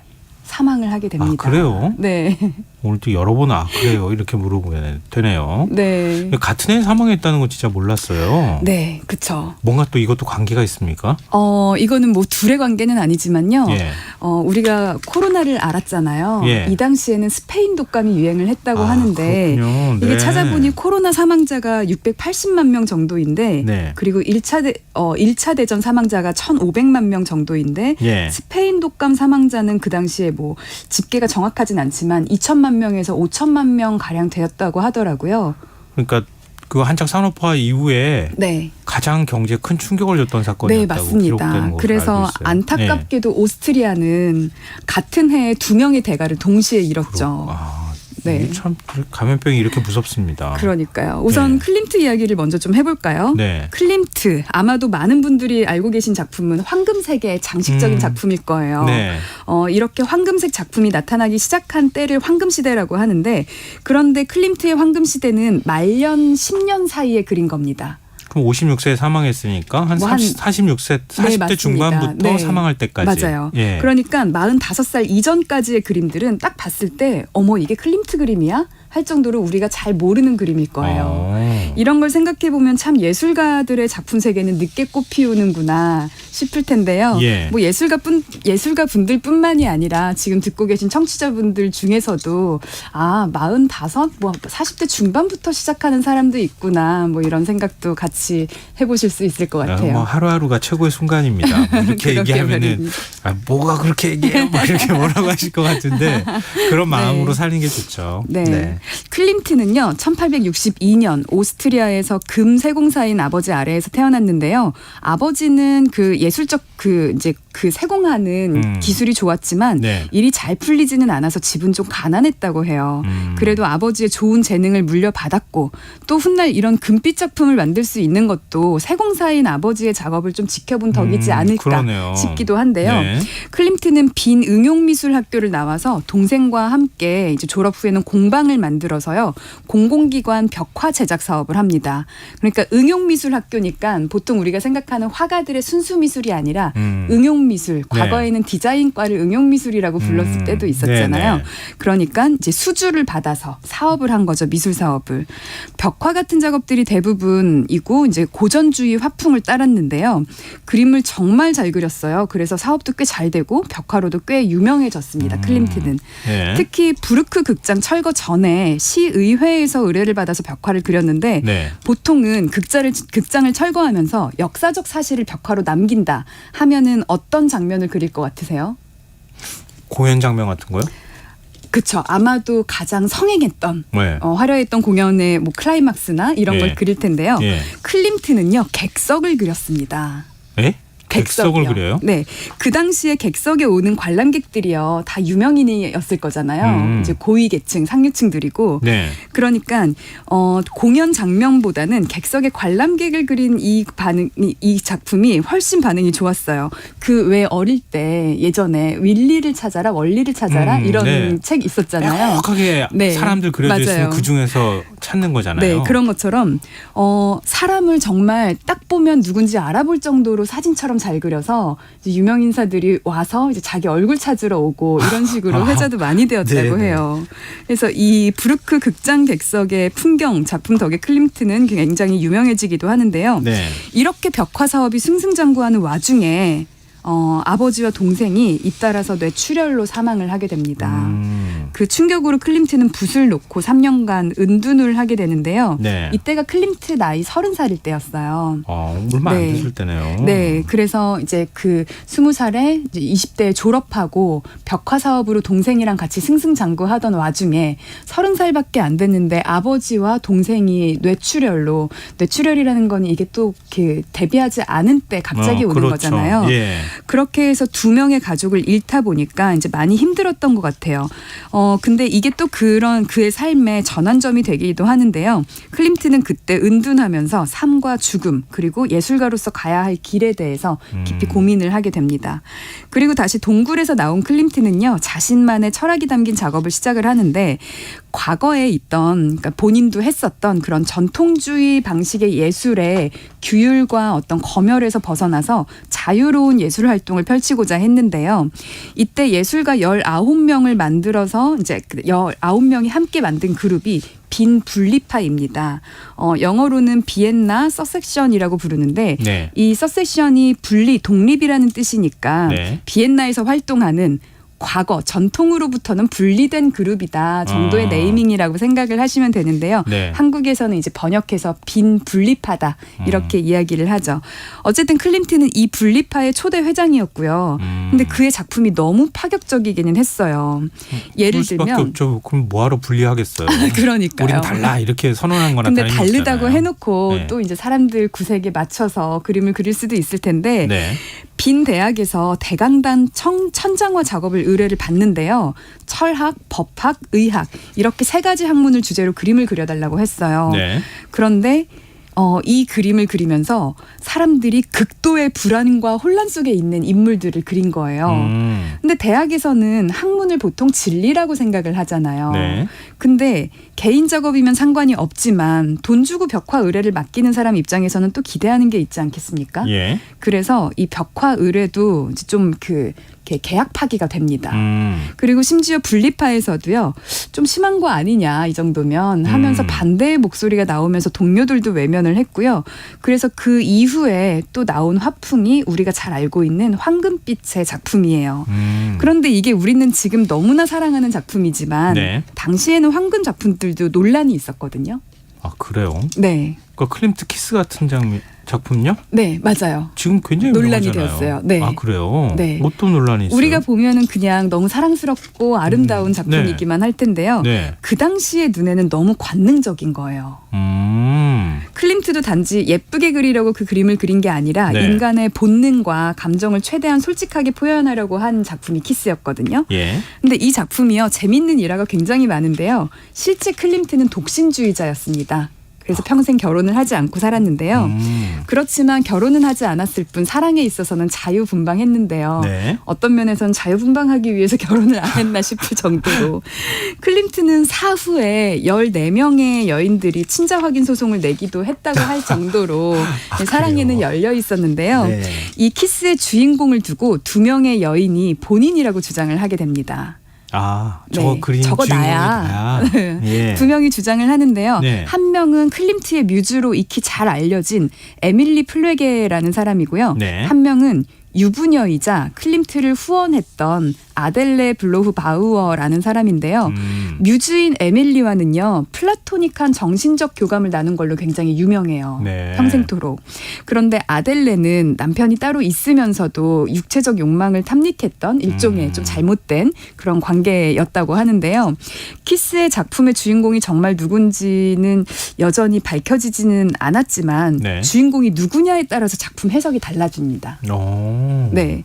만일 주인공이 육체적 관계였던 아델레라면 예. 사랑을 나누고 있는 두 남녀의 모습으로 해석할 수가 있는데요. 네. 만일 주인공이 정신적 상대인 에밀리라면 자세히 보시면 지금 검색해서 한번 보시고 여성분 표정을 한번 보세요. 남자가 키스를 하려고 다가가는데 여자가 눈을 이렇게 감고 있는 게 아니라 약간은 조금 소극적인 태도를 취하는 것처럼 보일 수도 있거든요. 그 플라토닉 러브하기 때문에 그런가요? 그 클림트가 가장 사랑했던 에밀리는 우리는 클림트의 뮤즈로 알고 있기는 한데요. 네. 그 플라토닉 사랑을 했던 이유 중에 하나가 사실 에밀리는 그 당시에 상류층 유행을 선도했던 굉장히 유명한 패션 디자이너였거든요. 그러니까 그 여성들의 코르셋을 해방시켰던 사회적으로도 성공했던 디자이너였습니다. 네. 그런데 클림트와 결혼을 하게 되면 에밀리 플레게가 아니라 마담 클림트로 살아야 되잖아요. 네, 그렇죠. 정확한 사실은 모르지만 아마도 에밀리가 결혼을 거부하지 않았을까라고 이제 라는 추측들이 많아요. 예. 그 이유는 클림트가 살면서 썼던 편지가 600통인데 그중에 400통이 에밀리에게 쓴 것이고요. 여름마다 장기간 휴가를 갈 때 다른 도시로 예. 늘 에밀리와 함께 갔고요. 예.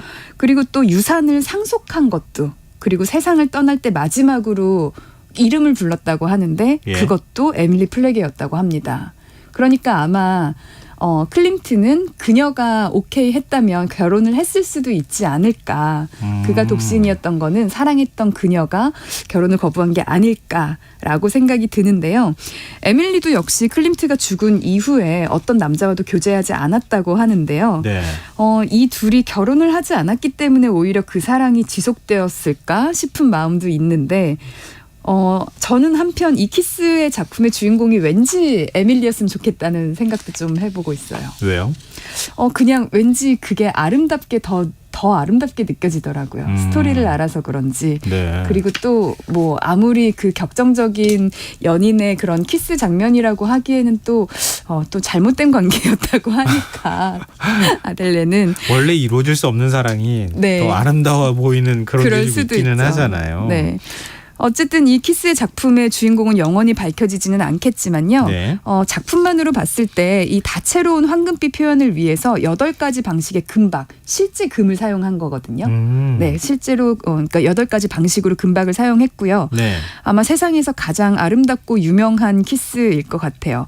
그리고 이 작품은요. 그러다 보니까 빈에서 해외 반출은 절대로 금지하고 있을 정도로 클림트의 작품들 중에서도 가장 네. 귀중한 작품이다라고 볼 수가 있는데요.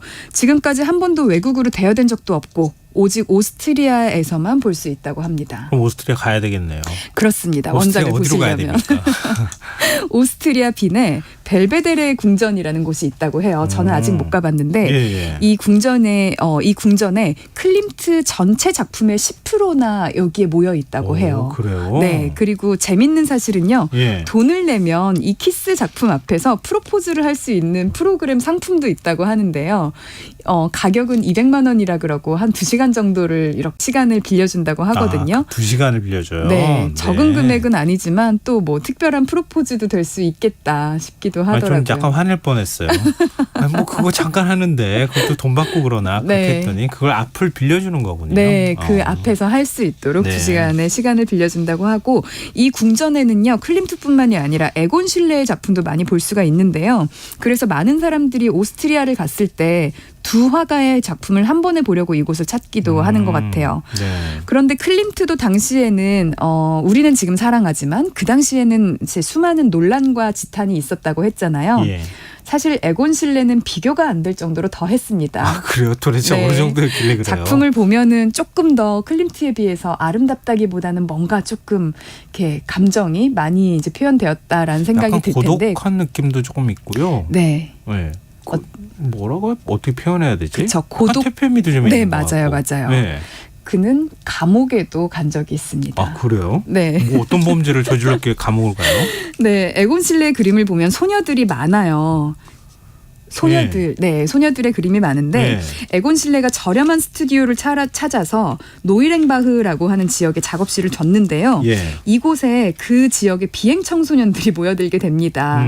아마도 이제 모델을 이제 필요로 하다 보니 소녀들한테 이제 돈을 줄 테니 모델을 서라 하면서 섭외를 하기도 했을 거고, 그러다 보니 자주 가서 보니까 이 예술가 되게 재밌네 하고 이제 많이들 청소년들이 몰려들었을 텐데요. 아무래도 19세기 말. 네, 그리고 그걸 저지하지 않았고. 네. 근데 이렇게 에곤 실레의 누드 모델을 섰던 빈곤층 소녀 한 명이 이제 그를 고발을 했다고 하고요. 사실상 이 고발한 거에 대해서는 이제 유혹을 했다, 유괴를 했다, 이제 이런 혐의였는데 사실 재판에서는 기각됐습니다. 무죄 판결을 받았고요. 그런데 문제는 경찰들이 그를 체포하러 스튜디오에 갔는데 수백 장의 그림이 있는데 그게 다 포르노그래피인 거예요. 경찰들이 볼 때는. 그래서 이 작품들을 몰수했고 결국에는 미성년자가 접근할 수 있는 곳에 이제 외설적인 그림을 전시했다라는 점이 이제 유죄로 인정되어서 결국에 에곤 실레는 긴 시간은 아니었지만 24일간 투옥을 했다고 합니다. 그리고 판사가 이제 재판정에서는 작품 한 점을 촛불로 태우기도 했다고 하는데요. 판사가요? 네, 그 당시에는 그랬나 봐요. 이거는 뭐. 네, 어떻게 이런 포르노그래피를 외설적으로 하면서. 당시 시대상은 조금 네, 그 당시에는. 네. 근데 이게 또 에곤 실레가 유명해지는데 한 몫을 하기도 했다고 해요. 왜요? 이제 그림을 태움 당한 이제 그런 약간 비련의 주인공 같은 식으로 소문이 나서. 당시에도 이례적인 행동이었었나 보네요. 네. 어쨌든 에곤 실레는 클림트에 비해서 어려서부터 천재 소리를 더 많이 들었는데요. 행간에는 2살부터 그림을 그렸다. 뭐 이런 말도 있는데 어쨌든 어릴 때 그린 그림을 보면 배운 적이 없는데도 정말 잘 그렸어요. 그리고 그림을 정말 잘 그리는 사람만 들어간다는 빈 미술 아카데미에 입학을 하기도 했죠. 그런데 이곳에서도 이 명문 예술학교에서 지도 교수와 갈등을 빚고 자퇴를 합니다. 지난번에도 한번 그런 말씀 해주셨던 것 같은데 유명 화가들은 원래 이렇게 교수랑 싸우고 자퇴하는 거예요? 그러게요. 제가 살바도르 달리 말씀드릴 때도 그랬었던 것 같은데 학교와 여러 갈등이 있었어요. 우선 빈 미술 아카데미는 마치 군대처럼 초반 몇 년은 색을 사용하지 않고 대색만 해야 된다. 어느 정도가 지나면 뭘 할 수 있다. 이제 이런 규율이 심했는데 에곤 실레는 그걸 좀 견디기 힘들어했고요.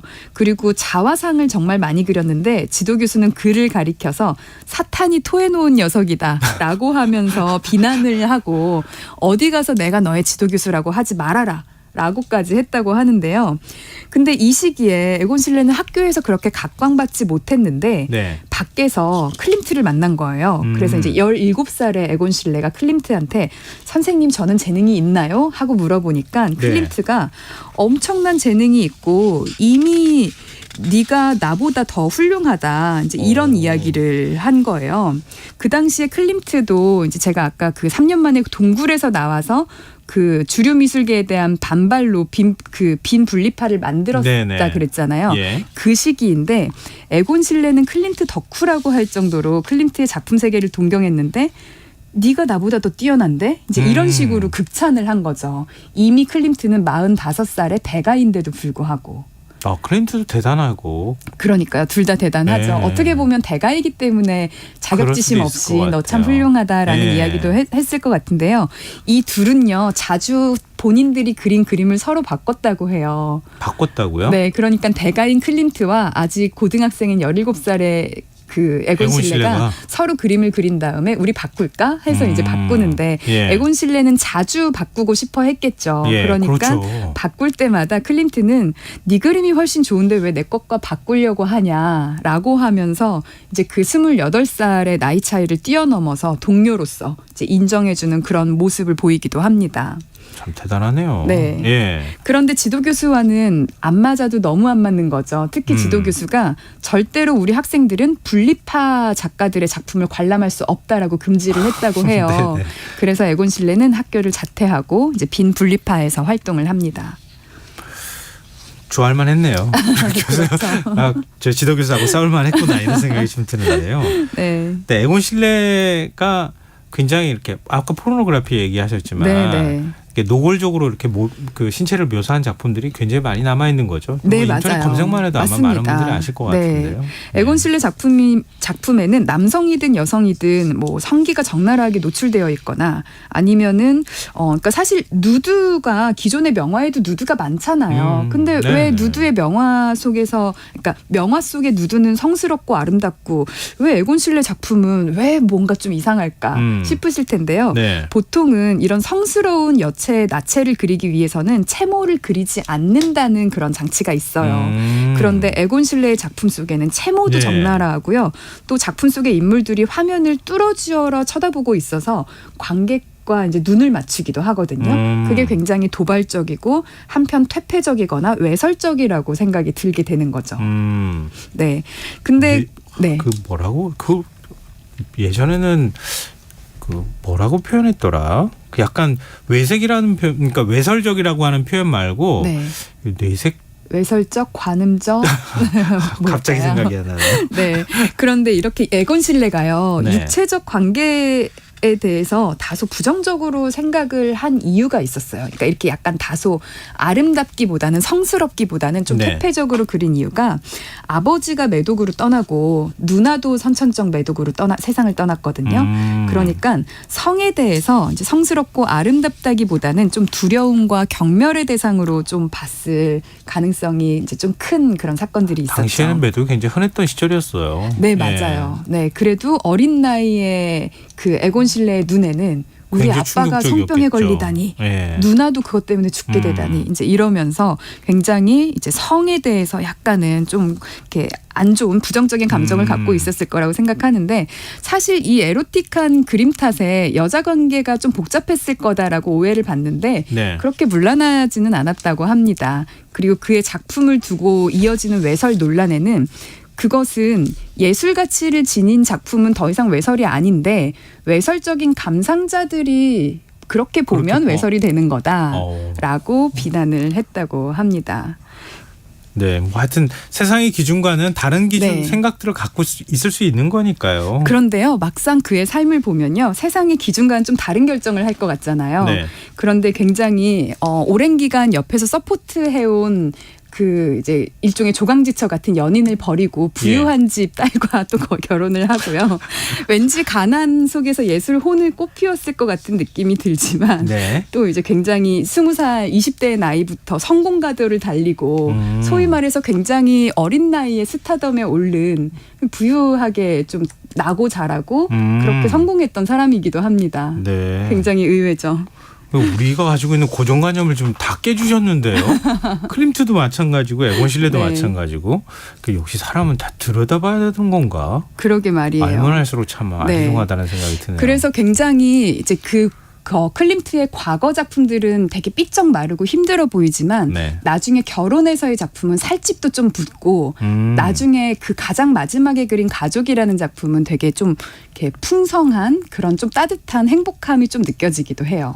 앞으로 이제 뭐 클림트 작품을 볼 때 에곤 네. 실레 이렇게 검색해서 그 작품하고 네. 이렇게 비교해 보시면 되게 재밌을 같이 것 보셔도 같아요. 좋을 것 네, 같아요. 그러면 좀 비교해 보면 네. 화가들이 어떤 영향을 주고받는지 또 이해하시면서 오늘 방송 들은 내용도 기억나실 것 같습니다. 맞습니다. 자, 오늘 미슐랭 가이드 오픈 갤러리 홍재희 디렉터와 함께했습니다. 고맙습니다. 네, 감사합니다. 김성환의 시사회 오늘 순서 여기서 마칩니다. 모바일 쿠폰 당첨자는 홈페이지 공지사항에서 확인하실 수 있습니다. 편안한 밤 되시고요. 전 내일 다시 찾아뵙겠습니다. 지금까지 시사평론가 김성환이었습니다. 고맙습니다.